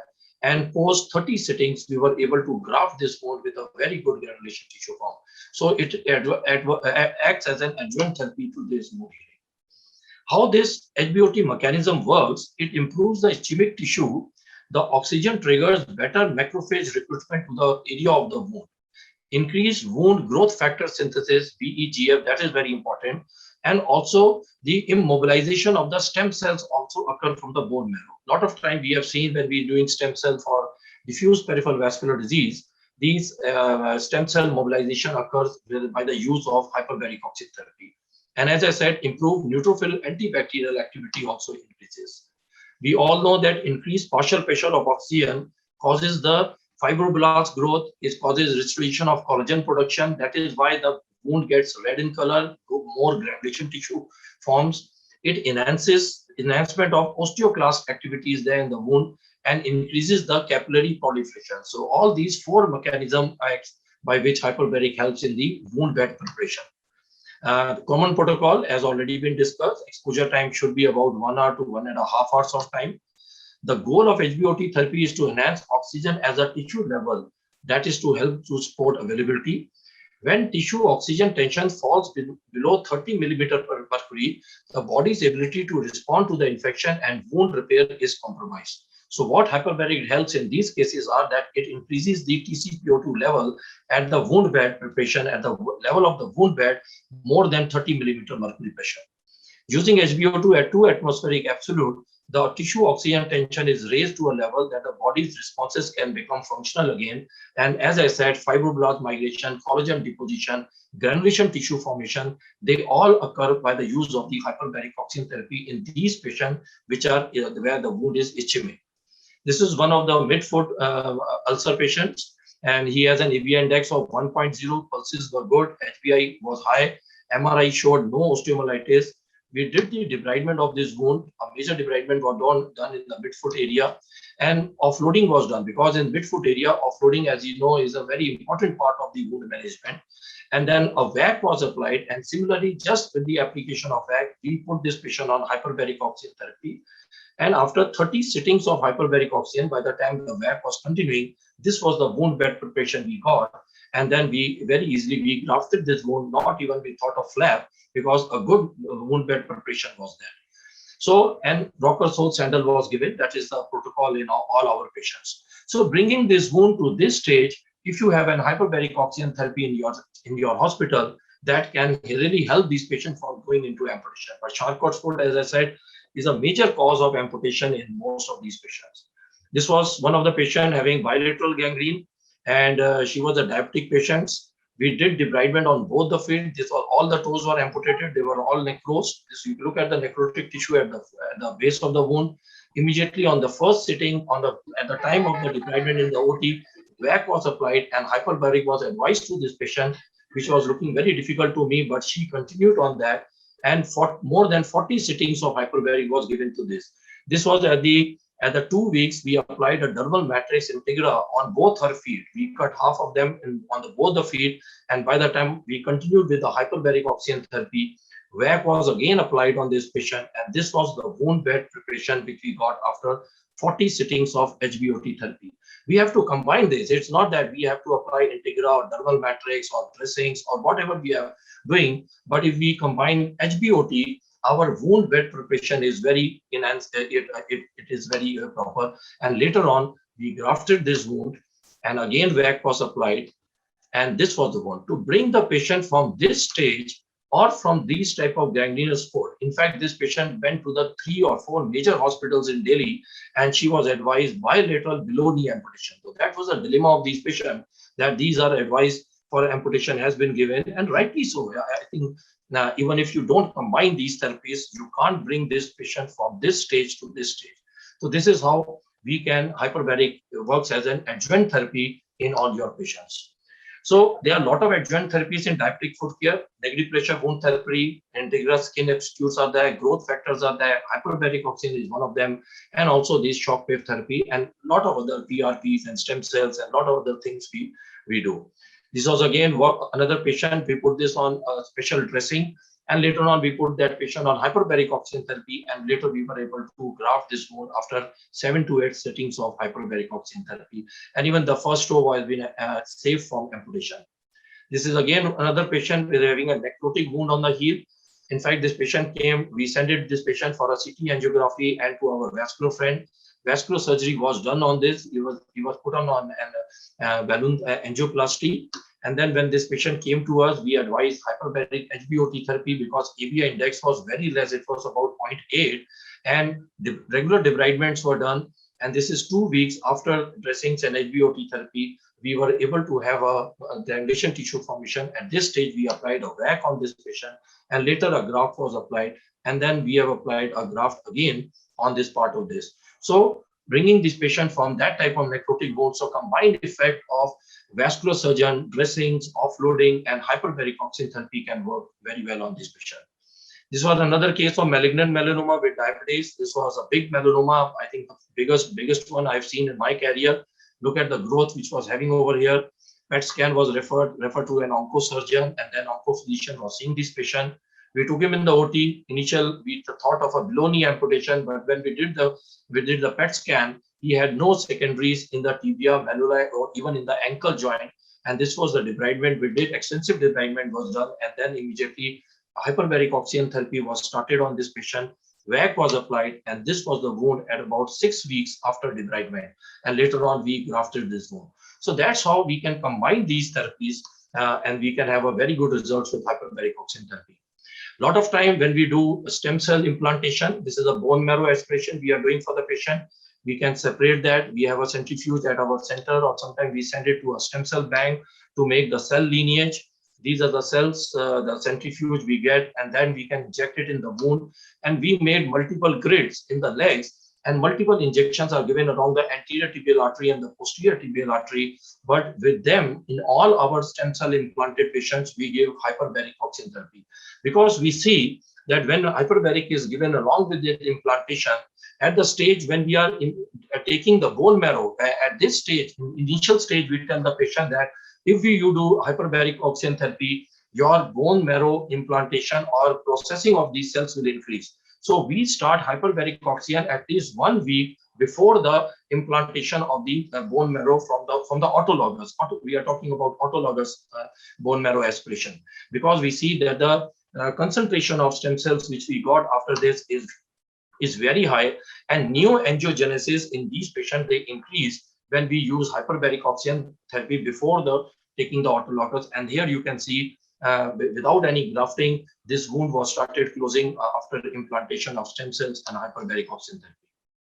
Oxygen, we know, is an essential for wound repair and angiogenesis, as rightly said by Dr. Tarun Sani, that the recent Nobel Prize have been for oxygen and concentration in the wound head.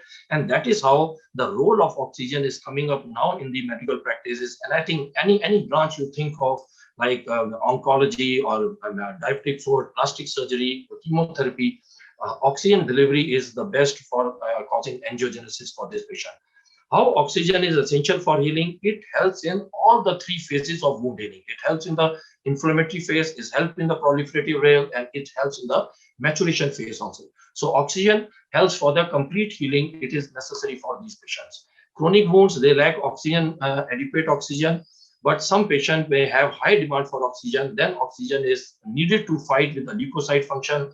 It is needed to heal for the synthesis of collagen, building of extracellular matrix, and new vascularization. This is very important if you are dealing into wound care, that you have to think of the process, that how we can bring out a new vascularization for our patients, and that how our wounds will start to heal. HBOT, if you look at podiatric practice, 16% of the wound care patients, they become the candidates for these hyperbaric therapy. It's a pressurized oxygen environment, and main important role is the growth of new blood vessels or improved circulation to the wound bed, and that is how we are able to develop the granulation tissue formation or wound bed, and that accelerates the wound healing rates. One mechanism for HBOT therapy, that it elevates nitric oxide synthesis, and as I said, it releases stem cells from our bone marrow processes. Hyperbaric oxygen therapy, I'll summarize. It alleviates oxygen tension in ischemic or infected wounds. It enhances fibroblast replication. It enhances collagen synthesis. It enhances neutrophil antibacterial activity, and that is also very needed, mainly for the anaerobic infection. Wherever in US, where I was doing hyperbaric in Chicago, one of the centers where even a single necrotizing fasciitis patient comes, he is immediately sent to before surgery, he is sent to the hyperbaric unit before the OT is planned, because they say that it has an antibacterial activity, and we can really save the dying tissue if we are able to give 1 or 2 therapies before taking the patient in the OT. New vascularization and limb salvage is a very important part, and I think all the delegates who are listening to this CME and webinar, I am thankful for Dr. Ree Chetoria for organizing the and Techna Health people and all the delegates and all the this, that you should try to use this modality in your practice if you really have to save patient for limb salvage and save patient from major amputation, which is vastly high in our country. Thank you so much. You are a true hyperbaric oxygen therapist, because like hyperbaric oxygen therapy reduces the duration, you have also brought us back to the normal time. Thank you, sir. Thank you. You see, now we are before time. We were supposed to be 11:40, and now we are at 11:35. So you have proven it that hyperbaric and you work together. So we can have some question answers that during that. Yes. We'll have a question answers now. And now for the panel discussion, what we will do, we will ask the panelists to face the camera here, and I will moderate the questions so that they will be able to tell. But before we go on to the true question answer, I think any technology without technical details, it is incomplete. And we are happy to say that we have with us technical director and the director of Techna, actually, who will clarify a lot of technicality related to the hyperbaric oxygen. So I invite director of Techna, Mr. Please come, Murli. Thank you very much, respected sir, and all my respected teachers and all those doctors who have been part of this faculty. And it's honor and privilege for me to stand in front of you and give few thoughts about the expanding therapy and evolving technology. So why we have put the expanding therapy, the very fact that it's been a very old therapy and for a lot of years is there, and all the distinguished speakers only shared this data with us now. But still, it's an evolving phase, especially in India, and also a lot of Asia Pacific countries, and to some extent, even in European countries. Why so? I would like to give a few of my thoughts, what we have gathered from all of you in the past while interacting with you. The permissions, I take the mask out. Yes. Okay, thank you so much. It gives a lot of freedom to me now. Okay. You're all nice. You're all vaccinated. Yes, yes. Those who are not vaccinated may go on. Okay. So this is just to give you a glimpse of the world-class facilities, what we have brought to India, and is completely certified in all international accreditations has. We'll go to the detail later. So the brief history, I think already Dr. A.K. Singh sir as well as Dr. Tarun Sani has touched upon well in detail. So this is the Cunningham's Hyperbaric Hotel which came first. There came the wooden hyperbaric chamber in 1915. So we'll be laughing at this, saying at this point of time, but that is how it has been used very years back. And this is the first privately funded saturation project at Bahamas called Hydro Lab, and which was the instant success. And it was people lived there for 28 days, and then got the benefit out of it. So this is how it all came, and then came to commercial diving for bends and treating decompression sickness. And this is not the hyperbaric, which has been perceived for a few of us, and I think very clearly emphasized by the previous speakers. And we don't need to go in detail of it. These are all airbags. It's been used for high altitude sickness and mountain climbings. Some people think it's been hyperbaric and then using it, it's not so. And these are life-saving technologies, but not hyperbaric, again used in mountain climbing and high altitude sickness. So we all know what is hyperbaric, so increased dissolved oxygen plasma as a result of increased partial pressure of arterial oxygen. So, and we also know what is the treatment table. It's about 10 to 15 minutes descent and 15 to 15 minutes of ascent.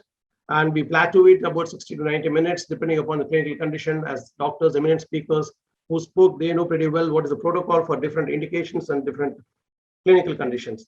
So we all know all this. What we don't know, what is different, what is new, is what I would like to touch upon in the next 10 minutes or maybe 7 minutes. The principle is same. The efficacy is same, no matter what type of chamber you use. The difference is patient compliance. Today, when I interacted with all the doctors across the world, in fact, many of the doctors, mostly in India and US, one of the things what they say is patient compliance. I hope surely the distinguished speakers will agree to it.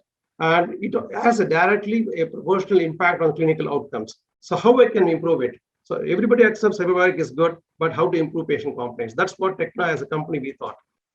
And another important thing is access and availability, which is mitigated now. So, in fact, I was sitting with Dr. Ravi Chittoria, sir, privileged to sit next to him. And, he's saying so many things have been used, but unfortunately, it's not available even premium institutes like this. That's what he was saying. So that's very heartening to hear, and that's where these kind of programs can bring the awareness about this. So access and availability is the key. In fact, I was hearing reading some chat box. People asking about mucormycosis, COVID indications. Of course, I'm not the right person to speak about it or talk about it, but Dr. A.P.S. has already responded, and Dr. Tarun has already responded. It can be used, and of course, quote unquote, on certain clinical conditions. But why it's not used is basically the availability. Non-availability of the mission is the key problem. So how we can mitigate it and why it's not available. So we are playing with pressure and oxygen. So both are good independently. Together can be too good and can be too dangerous. So what is important? How we are going to mitigate this is building safe chambers. So there is a problem, and solution is safety. So are we using safe chambers, or is safe chambers available at at affordable cost? Is the big question. And as a technologist, that's what I would like to address it. So affordability is a critical factor, all the more in India, especially where insurance is not paying it. And I'm sure Dr. Sani and Dr. Manoj Gupta have been working very closely with the insurance companies to help us to get it approved. And some success has been tasted, and still more to come. But affordability is a very key. So unless otherwise the chamber is made at affordable cost, and institutes and hospitals cannot pass on the benefit at a very affordable price. So that's why we think as a company we should take the responsibility on us and try to do that. Support. lot of chambers in India, which has been imported way back in few years back and not been supported here, lying idle. So that's the one which I think it really helps. Before somebody invests, even if it's a lakh of rupee, we need to have adequate support. And if the support is available and hospitals and doctors are willing to take this, and that's what we are trying to drive with support. And that gives confidence in the customer's mind. And also there's a new range of chambers which can help in, to suit different sizes and shapes, because today there's one monoplace and one multiplace and we are trying to fit everybody into it. Now, we would like to build chambers which will help and motivate patients to take the treatment and comply, which has a direct impact on the clinical outcomes. So the wide range of chambers in clinical use, this is what the Techno offers. The first one you see is the monoplace, and next is the multiplace. The multiplace, when I say it's anything, can be from 2 to any number of people. They want to put a chamber in some floor, which I can't take the chamber inside. So that's where the modular rectangular chamber really comes in handy. We can take the chamber in modules, set up the chamber on the side, and you can start the center. So those are the things which Techno as a company is building it. And today, in fact, when I'm saying this, a lot of the delegates as well as the faculties, few of them are using those chambers. Just to give you a heads up on Techno's journey, it was a very old company, started in 1989 in US, and then now the journey started. We got the FDA approved clearance, then we got a CE marking, then we moved on to Florida, then moved on to, from Texas. Now we had the global R&D center, and as well as the state-of-the-art manufacturing facility based out very much in India, in Chennai, where I'm speaking. 150 kilometers from Puducherry. That's where Chennai, we all know it, and that's where it is. Now we have introduced the rectangular modular chambers, and we got a CE marking for our facilities. So Techno is trying to revolutionize hyperbaric therapy, because all chambers are not same. Why? Because we are here not to sell chambers. We are here to partner with educational institutions in India and abroad to promote hyperbaric medicine as a science and to bring in a lot of awareness among the community, even the patient community as well as the users community, which are your respected doctors, and try to offer the widest range of chambers which can help you to treat your patients much better. With all this, we got highly certified and accredited. You name the international accreditation certification, we have it here. A lot of people have it in US and Germany. That's why they are popular, and we are proud and happy to say that ours is very highly certified, and this is the only chamber which goes from India to the rest of the world. Whereas in so long, all the chambers are coming from the rest of the world to India. And I feel very proud of it, about it, and all the credit goes to my colleague, Sri, who has developed all these things. And we stand for international quality. We offer a lot of other collateral services, which are all small things, but makes a difference in designing and choosing the right chamber. It's not again selling chambers, it's selling solutions. It's offering solutions. That's why we focus on it. And also we are closely working with eminent doctors, institutes, and societies, started working, as I would say, facilitating education. Even with the ACHM, we have a strategic partnership which we are going to sign up with. And I'm sure any doctors, any delegates who are willing to be part of the scientific bodies, will be happy to direct them to right people on request. We offer the quality training and certification to H-BOT technicians, and the whole idea is the right people should be deployed to offer the right therapies so that we get the right clinical outcomes. So that is where we say that we would like to partner with doctors, with all of you here, and to ensure that therapy is offered the right way. You choose the right therapy, we help you to offer the right way. That's why our responsibility, and we will be happy to take it. This is a quick glimpse of all the certifications. I don't want to go in detail of all these things, just to give you, we are right from MSME to ICC in India, and we are loaded with all the certificates, global certificates, and we are the first hyperbaric chamber to have a UL certification, and this press release been done by UL. Why it's UL is just technical, but still, when it comes to fire safety, short circuit, electrical short circuit, because the wiring is very common, and that's mitigated because there's the first chamber in the world to have a UL certification, and that's been told by UL, and we are proud of it. And this is made in India and installed globally. We are proudly engineered in India, which is going global. Is really not even possible, but for the support of all of you doctors over here, because within the last 4 years we are able to put up over 35 centers, and that shows the acceptance of the medical fraternity of our services. And I really bow in front of them at this juncture and thank all of them for this. So now quickly, I'll give you a few things. The monoplace is simply a single person chamber where a single person can be treated. and it's administered 100% pure medical grade oxygen up to 388. And in this, we have few models, which is cost-effective model to luxury model. The luxury model are like, integrated stretchers. They are future loaded. That's nothing else, But at the end of these, all monoplaces, many companies in the world globally, they sell this. What comes next is basically the multi-place hyperbaric chamber, which comes with different shapes and sizes. And we make, right from, 5 feet in diameter for saturation chambers to as long as, 8 feet in diameter, which are large rooms. So basically, we have different kind of seating arrangement, different kind of provisions, just to suit the budget, space, and needs, as I would say. So this is typically a cost-effective model where you don't have a seat, you have a bench, where patients are seated next to each other. Some hospitals do like it because it's very cost-effective, and some people say, oh no, I would like to have a better chamber, and we offer them a better chamber.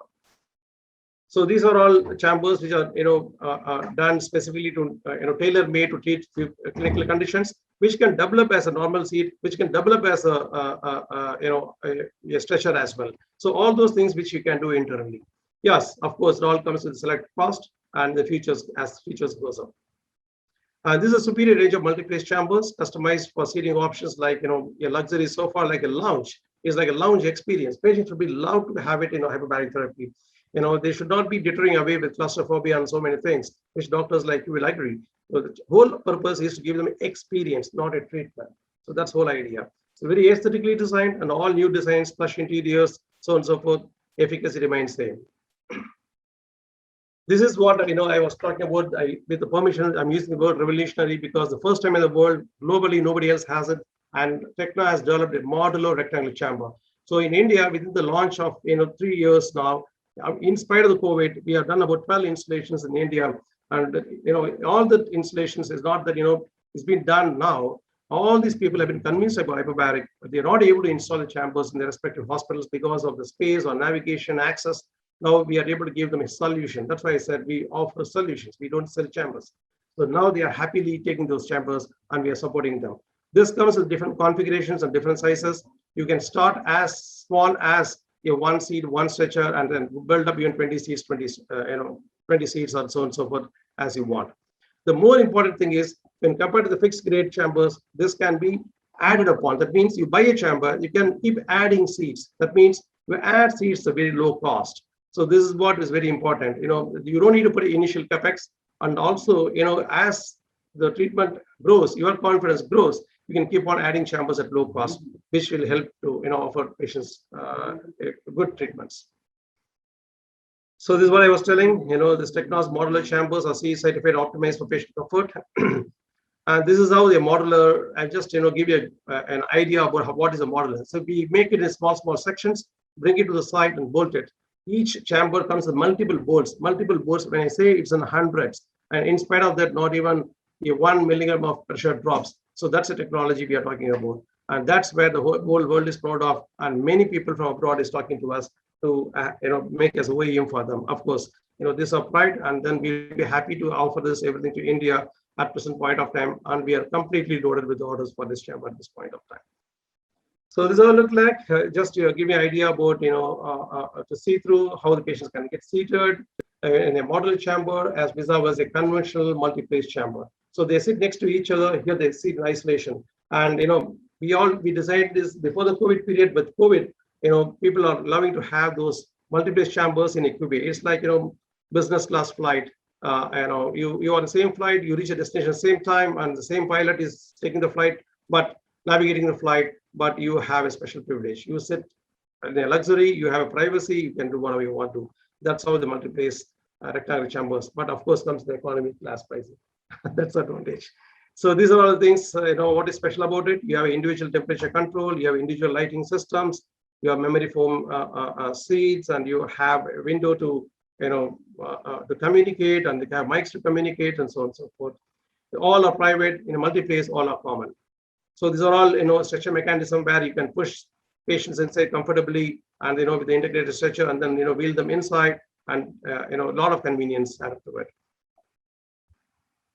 So this is just a typical representation of how your base model will look like. It comes with a patient seat, a stretcher, and a attendant seat. And tomorrow, next year, you want to add, you can add a few more seats to it.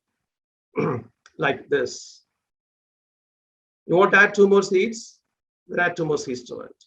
Want to add a few more seats? You can add a few more seats. You just keep modular. And now you can visualize your every chamber is like in a cubicle and separately seated and more convenient and have better leg space and so on and so forth. These are all new generation of chambers which we're building for certain European markets are based on customers' needs. It's a very plush interior. These are all hyperbaric rooms, which is being built for a Romanian customer. So you have multiple lock in the same kind of systems. You have one entry lock, one main lock. So basically, if there's a patient who is taking treatment, you want to come out of the chamber, then you can, multiple locks will, facilitate the patient to come in and come out. Also, the doctors want to go in and go out. So the technicians want to go in and go out. All those facilitation happens in a multiple entry lock system or double lock system. These are the control panels which we want to do it, and so multiple pieces of modular chambers which we bring into your clinics and then assemble it over there. And we have built, we are proud to say that we built this hyperbaric transportable chambers for US in Cleveland hospitals. And this chamber goes to multiple hospitals and get treated. Okay, I wish we have such roads in India so that I can sell more of this. And these are interiors of those chambers. And we also, have done a few projects on certain classified projects as well, which I can't mention at this point of time. So, installed in hospitals, installed in some military areas where they just give a parking area. We put everything in a container and just drop it there and ready to go. So those kind of systems also available. So just to give you a heads up, as I said, first, only 7 centers were clinically used up to 2000. Of course, some may be there, I may not be aware, but not many, but at least what I know. And next decade had 17 more chambers. The last decade has 38 more chambers. And in this, Tecna has contributed 26 chambers in this last 1 decade. I mean, last 4 years, as I would say, last 1 decade. And I think with all your good wishes and your support, we'll be here to do more chambers. And in turn, the benefit can be passed on to the patients and more patients get benefit of this. Thank you so much. If there's any questions, we'll take it later. Thank you. So that was also very important because as a clinician, we should know what is the importance of safety, and then the licensing, and then the possibilities of extending technically. Otherwise, what will happen? You may buy a small car, but you had the money to buy a big car, but you are not aware. So that is why we thought that we will include Mr. Muralidharan, that he will tell us what all things existing in the world as well as in India. And now it is up to the user to decide what he wants. And Professor A.K. Singh has to go for a meeting. So what we will do, we will take any particular question to Sir, so that in case Sir discontinues, we don't mind in this panel discussion. And I will request other panelists, including Dr. G. Balakrishnan, who doesn't need the introduction because he's a medical director of Wright Hospital, Chennai, and also is a senior plastic surgeon and reconstructive surgeon with vast experience of hyperbaric. So Sir has agreed to be at least a panelist. So all the panelists, whenever the question will be asked, you can unmute yourself. No need for changing this. No, put it back. Because here mainly the technical part, Mr. Murli will ask in case, then he can come here and he can. So no need to waste time in changing the seating arrangement here. So now to begin with the first, we will take some comments as well as some queries. And the first comment is from my side itself. Because I was listening, and to your surprise, in Jitmer, Pondicherry, we started a clinic, probably first time in the country, anti-aging and regenerative medicine clinic. And the purpose behind to start that was that only, that someday we will get a hyperbaric oxygen where aging can be prevented. So to add on to the speakers' armamentarium, the experience, it reduces the length, it increases the length of telomere drastically. So what you are feeling aging now, probably your aging can be immediately halted, and probably you can increase your aging not beyond the age of Lord Krishna, 125 years. But definitely those who are dying early in 30s, 40s, 50s, 60s, and those who look older than their age, because one of the sub-specialty of plastic surgery is aesthetic and anti-aging. And we have to help the patient. Patients are asking, doctor, I am looking very old before age, and we start filling their wrinkles and doing some implants, whereas a simple medical therapy is available. So here I wanted to add this comment. And second is the regenerative clinic. Now we are regenerating many things without using the patient's own tissues or flap or grafts. Now regeneration is a very important thing. And the fastest regeneration ever known is stem cell. But to your surprise, one session of hyperbaric is an equivalent to how much is around 400 times of stem cell. 400 times of stem cell. So you can imagine the stem cell committee of Government of India has still not approved officially stem cell therapy, whereas hyperbaric oxygen has been approved. A time has come, lot of tissues and the organ can be regenerated with the help of hyperbaric oxygen. So more so, there is a need for having this therapy and service in all the institutions, medical college, if individual, because of cost factor, cannot afford. But definitely there are millions of patients who are deprived of it, including amputations, which Dr. Suri has told. With these comments from my side, I will take the comment of Dr. Muhammad Mehboob Alam, and he's from Bangladesh. He's a diabetic foot surgeon. And has he written anything? No. He just said good morning. Okay, everybody saying good morning. Now the question from Manoj Gupta to everyone is whether you do transcutaneous oximetry before selecting the patients of non-healing wounds, particularly on foot. Everybody knows the TCOT. TCOT is transcutaneous oxygen therapy. But then before you do therapy, do you do the metry? Actually, his question is pertinent and very important. So I would love to hear from the experts that is there any measurement being done to the tissues oximetry before we actually, and then the answer is already given by Dr. Suri, and he says that it is a good adjuvant therapy, but that is not the answer. For 10 years, it's okay. I want to hear do you do any measurement? Any of the speaker has any experience or next line where it is? 1 minute. Is a good, yes, sir. So transcutaneous, Dr. Suri, you can comment now. You can unmute yourself. I think all the 4 speakers can unmute. There will be no echoing other than the other people. So Dr. TCOT, you unmute. Dr. Suri, unmute yourself. Unmute. Kavita, all the 4 speakers you unmute. Yes.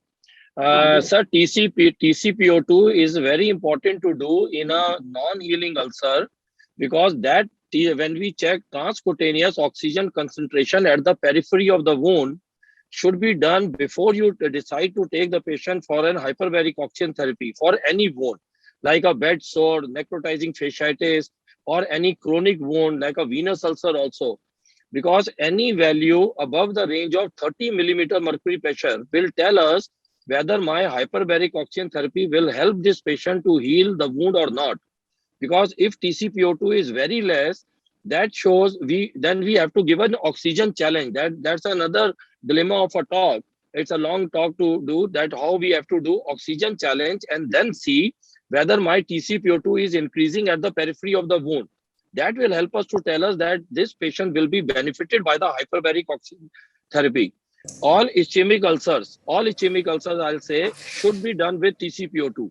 And any value, 30 millimeter mercury pressure or more than 30 will help them to decide that my wounds will heal by giving hyperbaric oxygen therapy. Thank you, sir. Thank you very Yeah. much. I think this is very important. And there is one question to Dr. Singh. I think both Singh, Dr. A.K. Singh and Dr. A.P.S. Suri. So, and the question is Both from are Dr. saying. Vishnu. Dr. Vishnu says that very interesting to hear that Dr. Singh's group has used it to treat mucormycosis. Has the study been published? No, not yet. Would you tell us how satisfied you are with the clinical results, and would you recommend it to you, sir? Two things, One thing is we are still not sure because we have not published it and we have not even presented it anywhere. But some patients, especially in the early stages, they seem to have improved after hyperbaric oxygen therapy. So scientifically basis, we still do not have an evidence for it.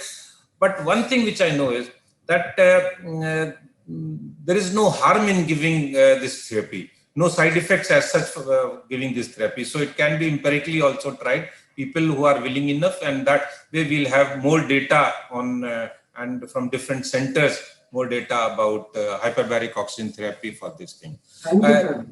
Yeah, just a second, going back to the previous question, I think I remember I visited Prasant Varke at Jubilee Hospital in Thrissur. So he showed me a machine which was which was supposed to measure transcutaneous, oxygen. So I think it is a useful thing in an armamentarium, as my counterpart, the other Dr. Singh, has mentioned about it, right? So I think if there is a instrument for it and people do that, so it gives you an objective also assessment as far as the changes which have happened. So I think it's a welcome instrument if people do have it. Yes, sir. Hence. I fully agree with you. Time will tell us, but there is no harm like a adjuvant therapy. We can always use it and then come out with the trials. And another question from Dr. Pradeep to you is, sir, Dr. Singh mentioned that the carboxyl molecule binds with the RBC and prevents binding of oxygen to RBC. And that is how HBOT helps in treating carbon monoxide poisoning. Would HBOT then help on COVID as well? Because I have read many articles that talk about how the virus binds to the RBC and does not allow the oxygen to bind. And that is what causes hypoxia. Sir? I think his suggestion, his question is very valid, and I think very thoughtful. I would agree with it. People have used it in COVID also because of a number of reasons. One is that the oxygen which is not reaching into the lungs because of microthrombi there. So if it is dissolved in plasma, then more of oxygen perhaps can reach to the alveoli and be available for exchange also. So that is one. The other thing is because of the vasoconstriction, because of other radicals, people have tried hyperbaric oxygen in COVID. We have at our center not tried because of logistical reasons, because our machine or equipment is in the plastic surgery department. Our COVID hospital is a different place, shifting the patients to this place and then, making this also into a COVID situation. Those logistics were there. But yes, there are papers which have been published as far as use of hyperbaric oxygen in COVID is also concerned. Thank you very much, sir. These were the very specific questions being put to you only. Yes. Dr. Ravi, can I comment on this? Yeah, please do that. Yeah, role of hyperbaric oxygen therapy in COVID cases is very important. There are a lot of 6 papers have been presented in US and China where patients were on ventilator and they were prescribed hyperbaric oxygen therapy. Even after four therapies of hyperbaric oxygen therapy, patients were off the ventilator. Their SpO2 level increased after even 4 to 6 sessions of HBOT therapy. Also at our center, at my center in Delhi, I have done 3 cases of fibrosis after COVID infection post 3 to 4 months, and their saturation level is at about 91 and 92%. And these all three patients were not able to climb even one floor of the stairs, and they were getting hypoxic. They were developed fibrosis. So I have given, in one patient, I have given 60 therapies, 60 sessions of hyperbaric oxygen therapy. And that patient is a doctor friend. He is from UK. He came for his mother's death to India, and he couldn't take his flight back to UK. He was a pediatrician over there. I have given him 60 sittings of hyperbaric oxygen therapy at my center. His SpO2 level have increased to 94 to 95. He is off the drugs now, and he has taken his flight back to Manchester, and he's working in his hospital, started working there. So that is a thing. So the papers are not there, but post fibrosis, post COVID, hyperbaric oxygen therapy is working over there. Thank you I've very done. much. Before, Somesh has also raised his hand and wants to say something. So we'll listen to Somesh. But before that, one thing, I'll add a word of caution into it. And that word of caution is that, with the third wave of COVID looming, right, we'll have to have a gross scientific evidence before we start advocating hyperbaric oxygen. Because you see the clamor for these things in COVID situation, we have seen it very great. For remdesivir, for favipiravir, even for ivermectin, people were desperate. And once if they do not get it, for any reason, they start blaming the system, they start blaming the doctors, they scramble for. So I think before we, as a society or as a group, before we advocate it, let us have some documentary evidence before we say that, okay, it is. I'm happy to know that the experience of Dr. Suri has been good. And I think that remains this case with others. We can advocate it, but only we shouldn't precipitate a crisis by, a little premature release of these things. A little bit of word of caution, which is absolutely personal and nothing, without prejudice to anyone. Dr. Sumesh wanted to say something, if you permit, Mr. Yes. Moderator. My comment was only on this TCPO2. I think TCPO2 is more useful for vascular ulcers. So sometimes we have seen our own experience that few very bad triple vessel disease below the leg. Even if you give hyperbaric oxygen therapy, there is no big improvement. At least to make a decision whether hyperbaric oxygen therapy will be useful to these vascular ulcers, I think TCPO2 will be a deciding factor. The other situation with clinical assessment of the wound, TCPO2, I think is all. Yeah, can I speak for a minute? Yeah. Hello. If you are the delegate, then you can pose the question in the text. We will take up because here otherwise there will be a confusion. So please don't mind. I'm a hyperbaric physician, so I would like to add on the COVID situation. Please, you can give your experience in the chat box. We will read it. But here the only experts will speak. Those who have been invited in the panel. No problem. No problem. Actually, I'm driving, so I cannot write. So I was thinking of asking the question. No, you please put up in the chat box. We are taking each by the session. No issue. The session is going to go up to 4 o'clock in the evening. Only Dr. A.K. Singh will go, and before Dr. A.K. Singh leaves, after his pertinent questions, he must declare that I am going because we have to facilitate him with his moment. Thank you very much, sir. Thank you very much. Okay, sir. So, see, specific question to Professor A.K. Singh we have taken up. Then other questions are to everyone. Anybody can raise hand, yeah, I will take questions. This session is going to go up to 4 o'clock. I told you, it's a continuing medical education. Thank you so much. But Thank you. Only Professor A.K. Singh has requested that he has an urgent meeting. Whenever sir will say, then we will facilitate him. Otherwise, other people have to bear with us. Yeah, thank you for your kind consideration. Thanks a lot. So nice talking Dr. to you. Dr. Sahni was raising his hand for his comment. You can unmute. All of the speakers can unmute. The panelists can unmute themselves, and there will be no echoing because here very good telecommunication system is here. Yes, Dr. Sahni, you wanted to say something? I just wanted to say the practice of hyperbaric medicine is different in different kind of institutions. what you can do in a medical college, you can't sometimes do in a private corporate hospital. There is one, of course, the selection of patients. The second is the affordability of patients. And the third is the detailed questioning which these patients will have. So if I have a highly educated person, like we treated some mucor, and like I said, initially the evidence stated everybody from mucor should be treated. And I've had patients referred by dentists saying that 30 days of hyperbaric should be given. But when you look at the costs are prohibitive. So sometimes you have to work between what is required in the interest of the patient and based on the resources which are available. If you had 400 patients of mucor in KGMC and you treated all 400 patients with hyperbaric, you would not be able to treat anything else with hyperbaric. So your management of resources, like what Dr. A.K. Singh had said, I'm further in on that, the selection of patients and the duration of treatment. These are three things which need to be kept in mind, irrespective of whether it is the private sector or the government sector.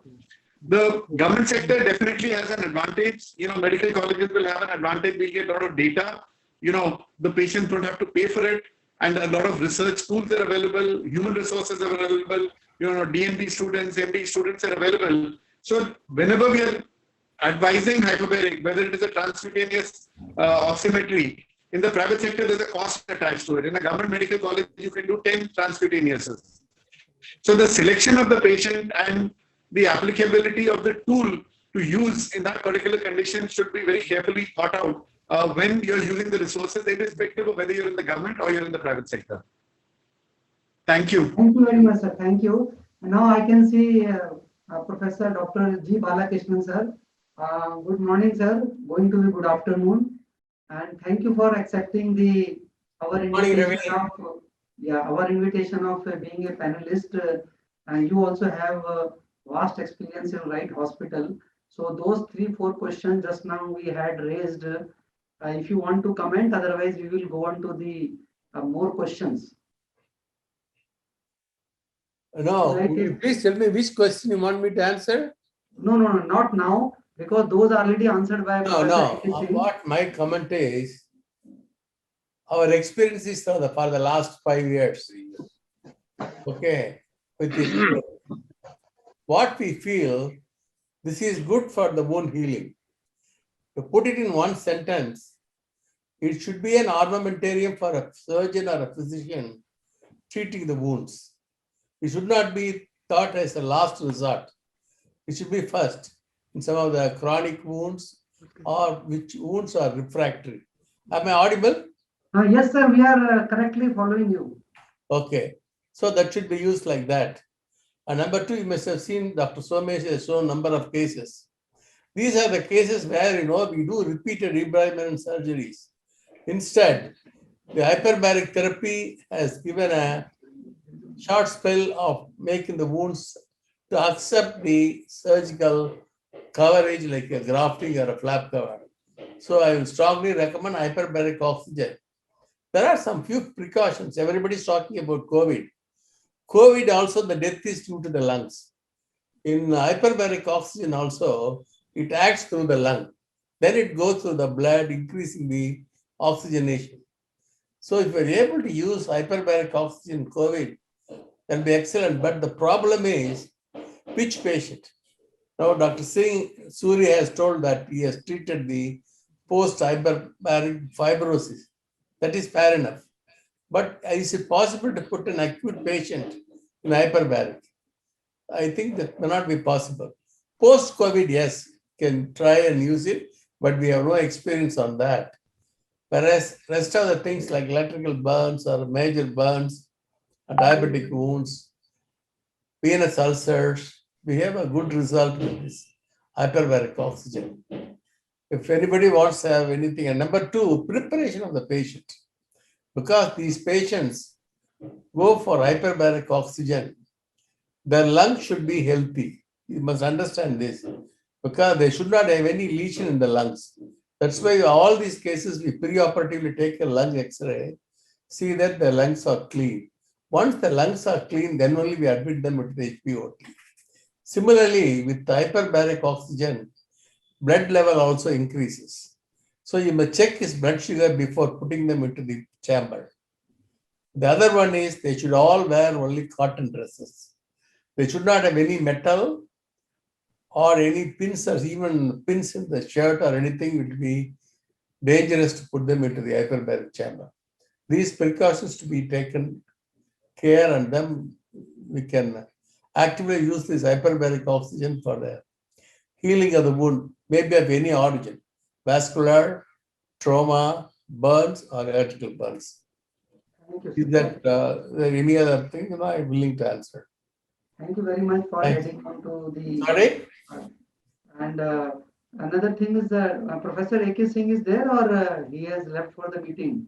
I think he has left already. He has left because we wanted to facilitate him with the memento. But anyhow, we are going to courier to all our panelists who are on now available. So otherwise, there was a specific question to Dr. Singh, and it was asked by Dr. Krishna that with our experience in using it for treating wounds, do you think HBOT should be used earlier or later in the process? So I think Dr. Balakrishnan sir has just now already answered this question. Why? Because don't wait for the complication to develop. You can always use it as a multivitamin in the beginning, as an antioxidant, as a vitamin C, so that you can prevent something to happen. What is the need of facing the problem and then start doing it? If you have it, and if the patient can afford it, then we must add it from the beginning only, because it is like a stem cell. You are already improving the anemia, you are already improving the oxygenation. So you are actually like an anesthetist give pre-induction oxygen, pre-induction fluid. So why they do? So that patient should be able to tolerate the insult of the intubation. So similarly, what Dr. Krishna is asking is, yes, Dr. Balakrishnan has said we can add this in the right from the beginning. So now we will go to the other questions as Dr. Singh has gone, which were the specific question to him only. Now we have already discussed the TCOT, and now there is a question from Dr. Venkatesan. Does HBOT helps in venous or neuropathic ulcers or only in ischemic ulcers? Any of the experts would like to give his comment to the question of Dr. Venkatesan? Does HBOT help in venous or neuropathic ulcers or only in ischemic ulcers? Unmute yourself. Ravi Kumar, could I answer this? Yes, sir. Yeah. See, the HBOT is very useful for the venous ulcers. And as I told you, in an ischemic ulcer, the results are not very good. We have tried some of the ischemic ulcers. Blood supply should be compromised, you should be able to somehow try to manage to get away from the compromise. Then the healing of the wound is much better. But definitely it's got a good role in venous ulcers. In ischemic ulcer, or I don't know what he means by the nervous ulcer. The nervous ulcer probably means any injury up to the trophic ulcer. Yes, neuropathic ulcers. Yes, sir. Yes, Yeah, sir. neuropathic ulcer, trophic ulcers. We can try. We have not specifically tried for trophic ulcers. And it can be tried in trophic ulcers, no doubt, because there the blood supply is good. Only the trophic ulcer happens because of the insensate fruit. So you can try that. Yes, But it has got a good role in venous ulcers. Even Dr. Suri has also written to Dr. Venkatesan that HBOT is very good for chronic neuropathic ulcers, venous ulcers, and you can give, but look at the pathology first, because unless you treat the underlying cause, the overlying treatment is not going to help. That's true. So I think this question is also well taken. Now there is a question from Dr. Stephen to everyone.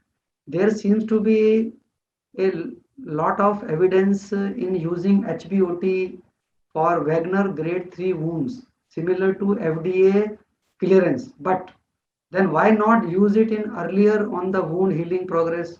Is it only cost, or is there any side effect that we wish to avoid by not using HBOT earlier? I think this is answered. We can use it right from beginning, as Dr. Balakrishnan sir has also told, there is no harm.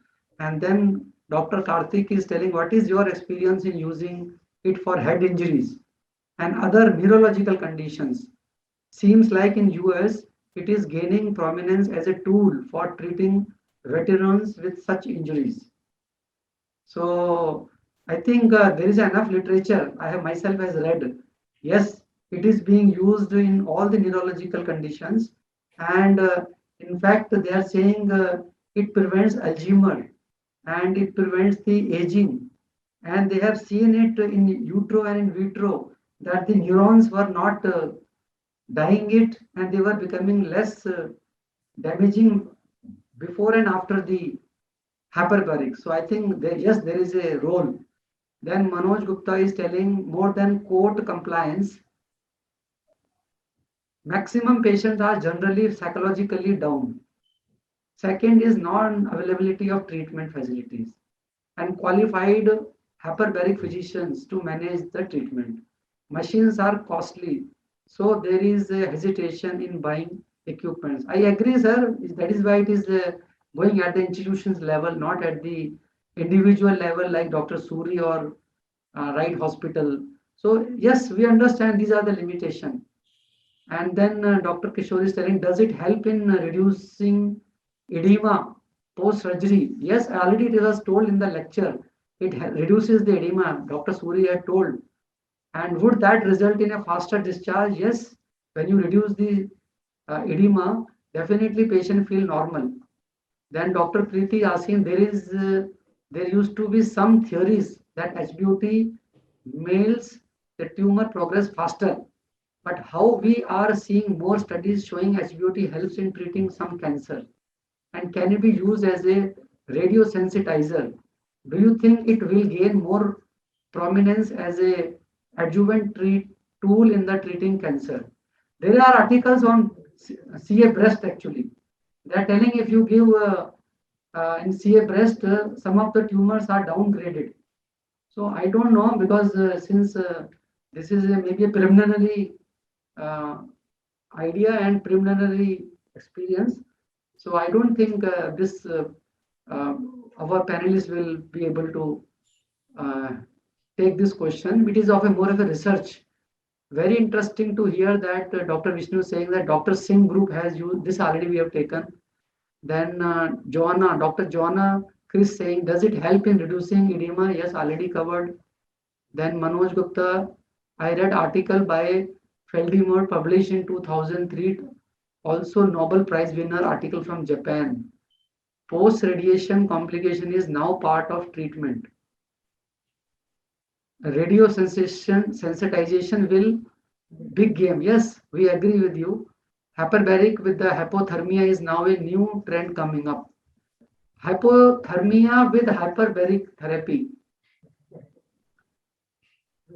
It should be, yes, it should be actually hyperthermia. Oh, this is a reverse actually. And Dr. Singh mentioned that this already taken up. Then we have used HBOT for this already answered. Then thanks Dr. Suri by Dr. Shankar saying they say some chemotherapeutic drugs are contraindicated for HBOT. So should we wait for while after the chemo before offering HBOT or can it be done concurrently? I have heard that recovery of patients post chemo is also easier for patients of HBOT. So I think it's overall rejuvenate the patient when something can prevent anti-aging. So even if you give a pre or post chemo, it is an adjuvant therapy. It is not going to disturb the protocol of a cancer. This is my feeling, but needs to be go through the literature. Yes, sir. Yes, sir. Yes, sir. Ravi Kumar, Yes, sir. coming to the question of rejuvenation, we have seen many patients telling that after getting into the chamber, coming out of the chamber, they feel fresh. They feel all right. Okay?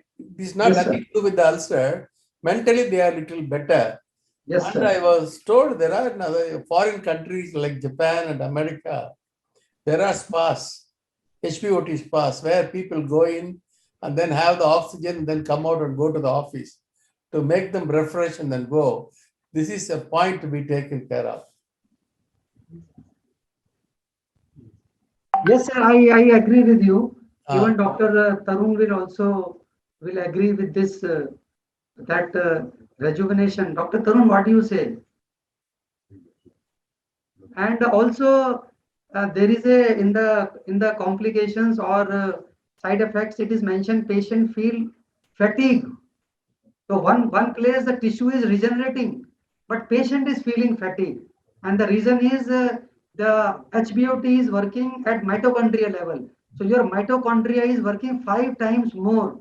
So temporarily patient will feel fatigue, but tissue is regenerating. See, what is your aim?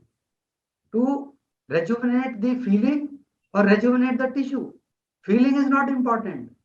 So definitely there is a role for the rejuvenation also. And similarly, Manoj Gupta, before radiation, chemotherapy, there are no protocols by UCHMS. If you can see some Chinese, Japanese, problem is that they publish in that's comment only. Then Dr. Reena is telling in the US and Europe, most hyperbaric physicians are doctors who have undergone 40 hours of course on hyperbaric. Is there a similar course in India? So this question goes to the president of Hyperbaric Society of India, that I think they are in the process of starting some courses also. So where our Indian doctors can also visit, and so on the behalf of Dr. Sani, I invite everyone to go to Apollo. And, yes, sir. Yes, sir. Yes, sir. This is regarding the patient become fatigued. See, yes, sir. When once you get into the hyperbaric chamber, there is some amount of hypoglycemia comes in. Yes, that's sir. why before putting into the chamber, we check the blood sugar. The patient blood sugar is low, then the normal of what is his normal level, they'll always feel fatigue. That's why we check the blood sugar before getting into the chamber. If the sugar is all right, I think this tiredness will not be there. They may be all right. Yes. So positively, you must, for every patient before going to the chamber, yes, they must have the blood sugar checked. Yes, and we also do, after coming out of the chamber, we check the blood sugar. Yes. See that they are all right. Correct, sir. Correct. And there is a course run by Dr. Tarun Sahani. It is commanded by Dr. Vinod, and he has attended that course. And it was very informative and has all the information provided by US courses. So that is why my guess was right, although I myself have not gone. So there is a course in India also. And there is a course from American College of Hyperbaric Medicine also in web CME, online. That can be taken from home. And Dr. Manoj Gupta says, I have a Maharashtra University recognized certificate and fellowship from program in HBOT. So it means there is another possibility. And basic wound management, only place in Asia to have a course on HBOT. HBOT Academy is in the site. New batch will be announced soon. Please note down this number. He's writing, Dr. Manoj, 9322273369. You can contact him for getting this course and learn more about HBOT. Then there is a Sudha telling that generally hypothermia and hyperbaric is not combined. I feel hyperthermia. You are right, because Mr. Muralidharan also was telling actually you feel more hyperthermia than hypothermia. Dr. Nagraj Huligul from Nanavati, Max Kimbai has some details on the above theory. Okay. Then Venkatesan telling, I have read a recent study from India where what they have shown? They have showed significant reduction in CA breast. So that is what I was telling. It is at least help. It will not harm the patient of cancer also. Then qualification in HBOT is must to run hyperbaric center. Manoj Gupta is advising. And the Sudha telling that American course is hosted in the web CME. It is a US based 40-hour course website.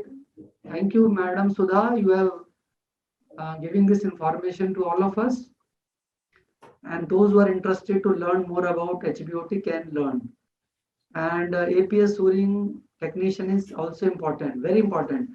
Dr. Suri is advising that there is a proper technician should be there who is also trained. Otherwise, small mistakes at the level of implementation or giving will trouble the patient. The other good course I heard is this another course, www.learnheal.com. Here both technicians also can learn. So it means there are enough sources and resources.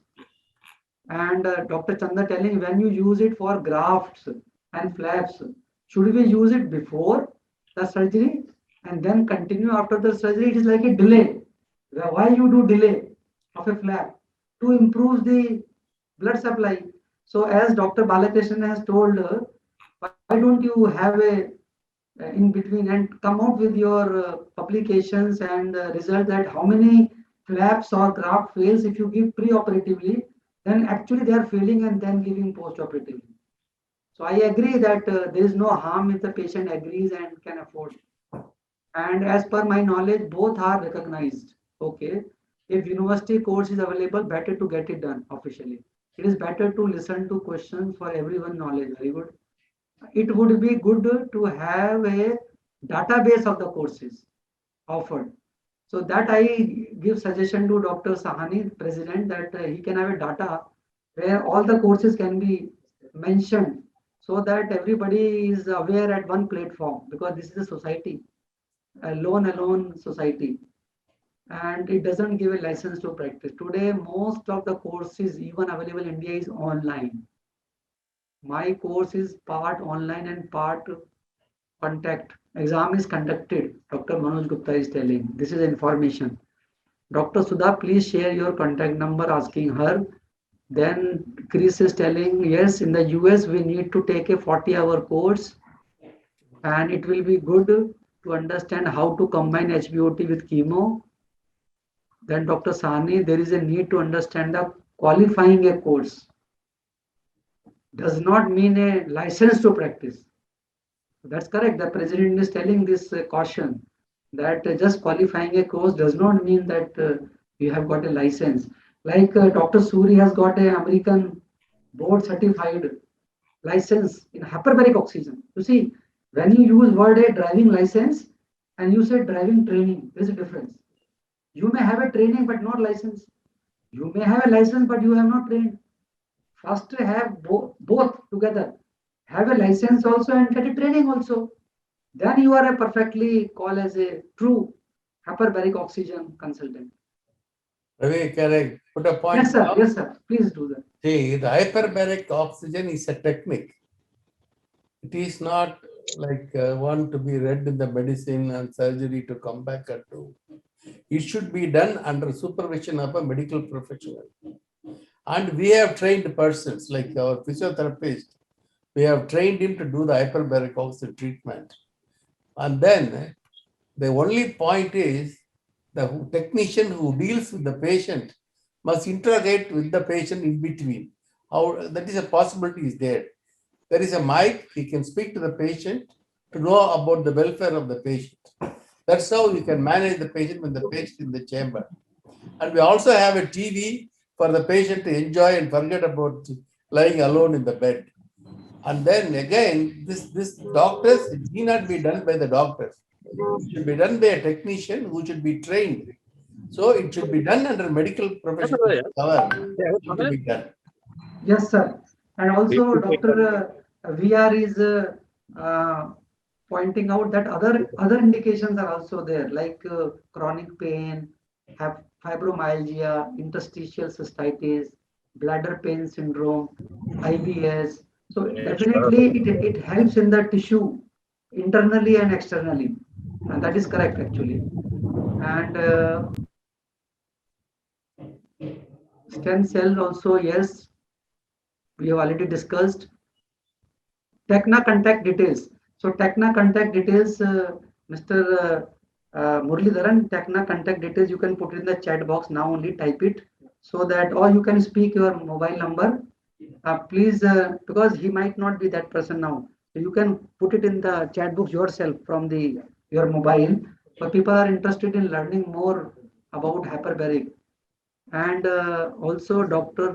Deshmush, to my knowledge, Techna is present in India and can be reached. Yes, somebody has written INT sales at the rate of Hyper. That is your email, officially chamber.com. Somebody is giving your information. Okay, that's a correct email because Mr. Director is here only.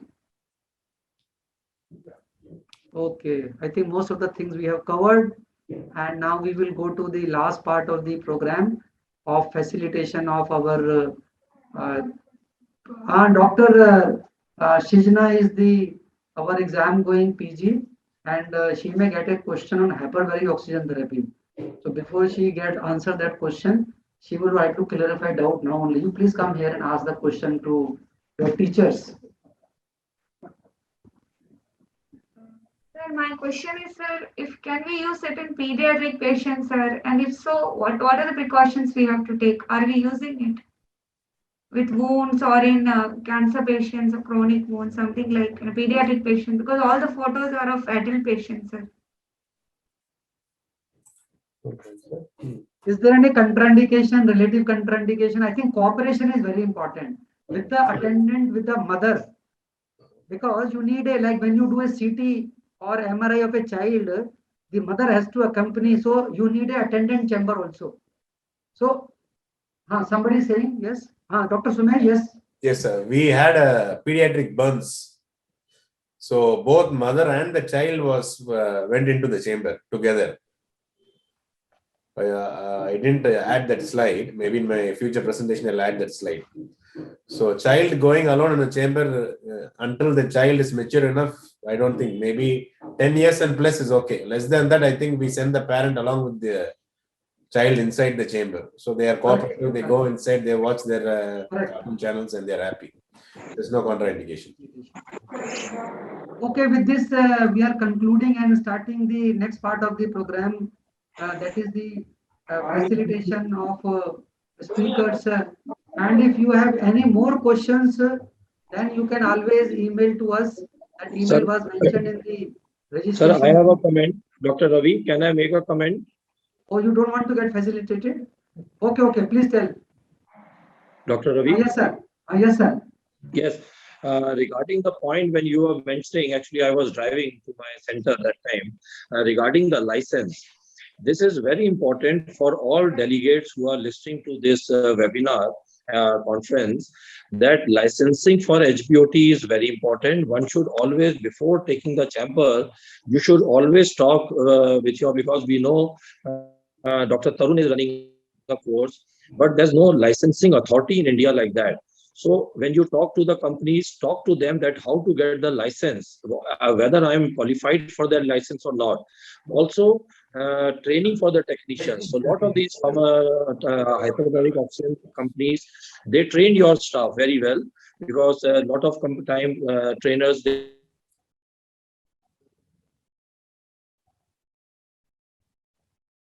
That's it. This side.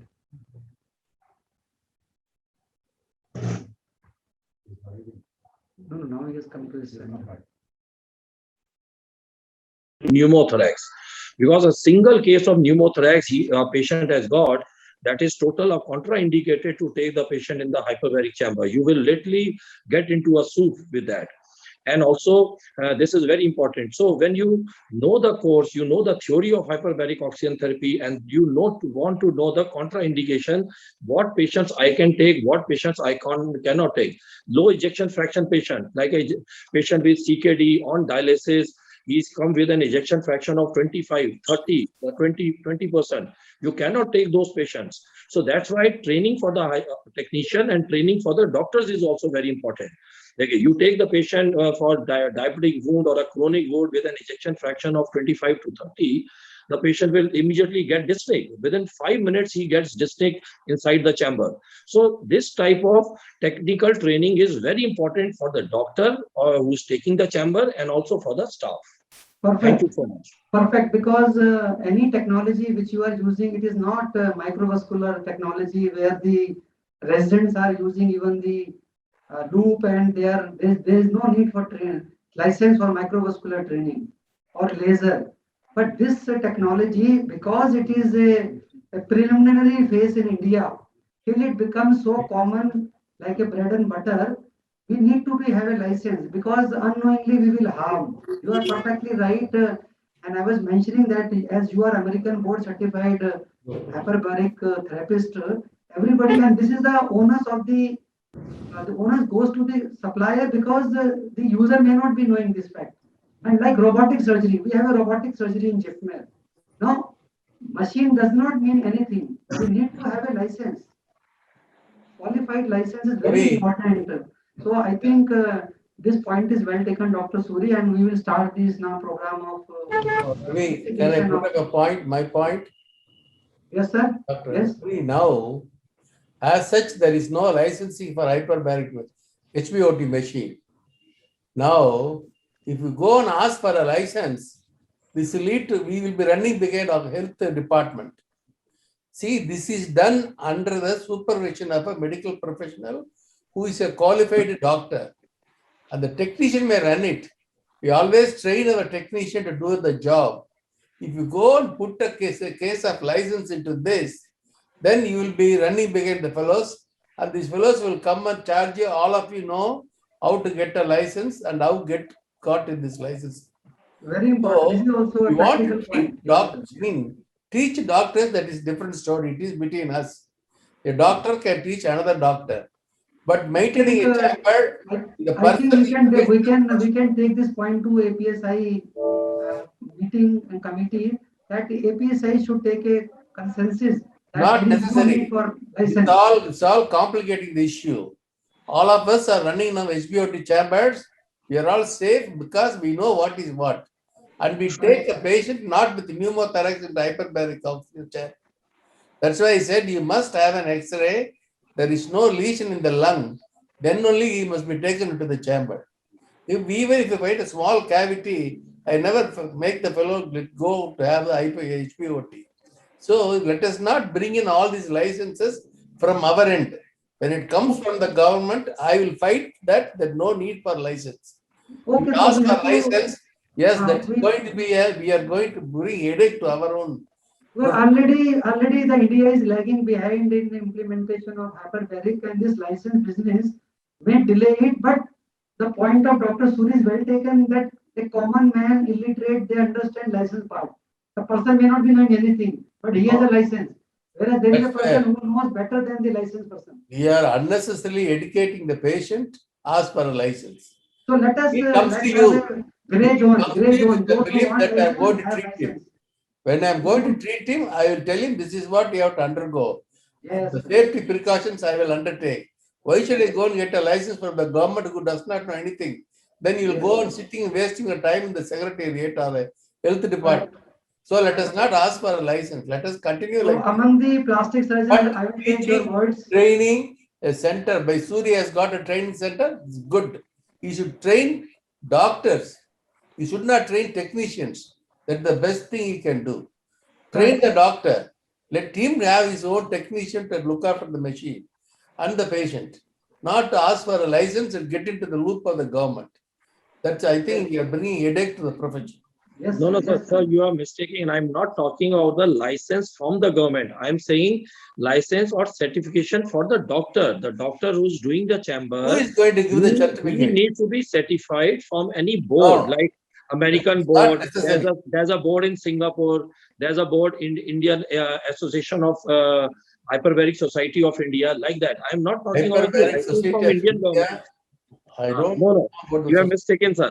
Not from the Indian government. I'm saying the doctor should be certified in US they say certified or licensed from the American board or any other board. Certified.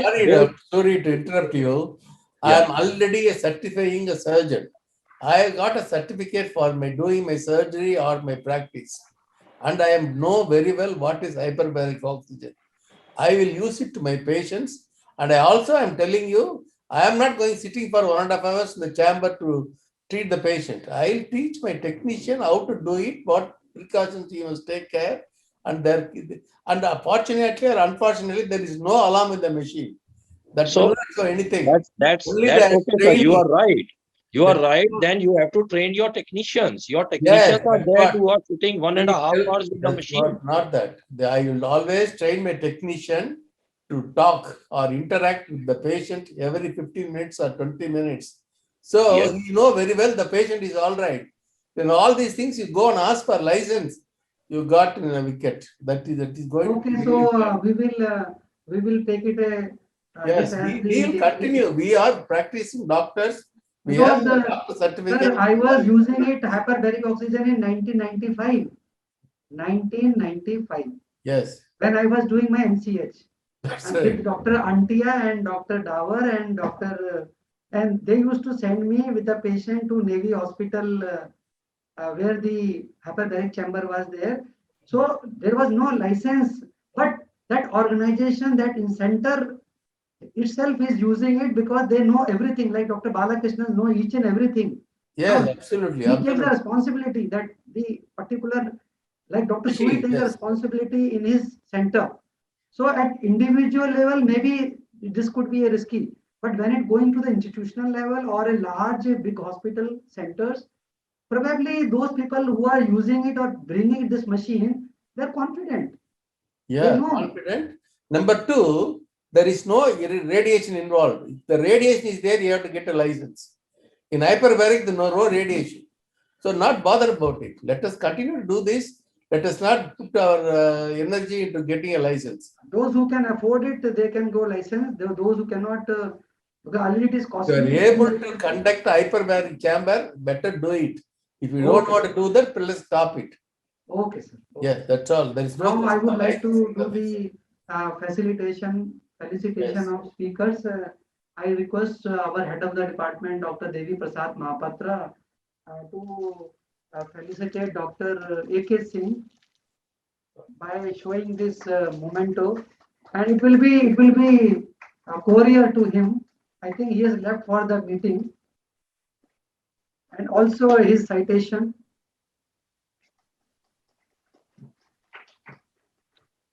And then Dr. Sumesh Balakrishnan. Dr. Sumesh Balakrishnan, can you see? Thank you, sir.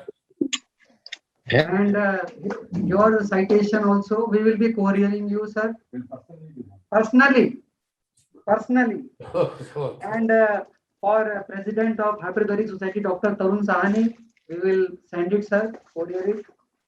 And this is his citation. Please clap.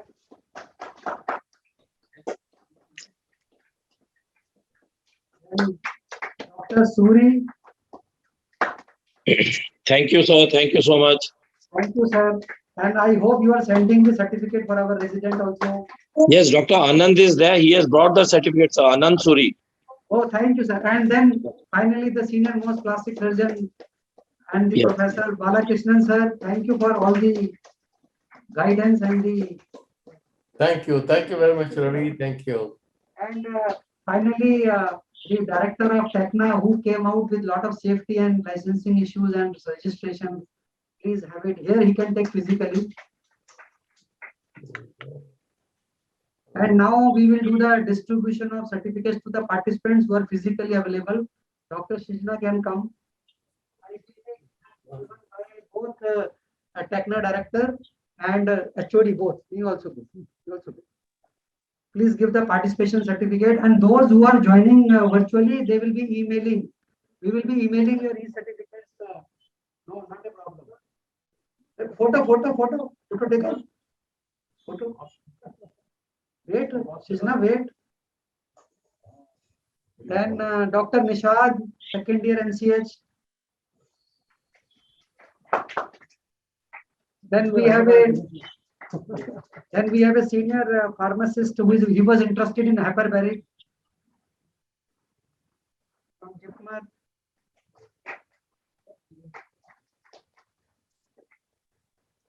So this was for few people. Because of the corona, we are not distributing many more. We will give them, and for other people who are sitting, we will give you. Okay, so we will call it a day, and I request Dr. Mahapatra to give vote of thanks.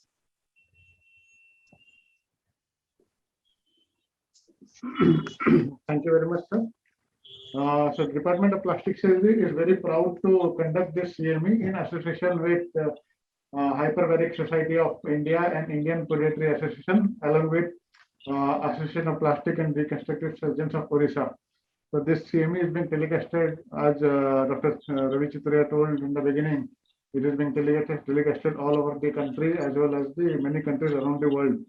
So I would like to propose a vote of thanks by thanking JIPMER administration first, which is represented by Professor Dr. Chittoria. He, as the acting Dean Academic of JIPMER, is also the Registrar of JIPMER and HOD of Telemedicine. So thank you very much, Professor Chittoria, for your contribution.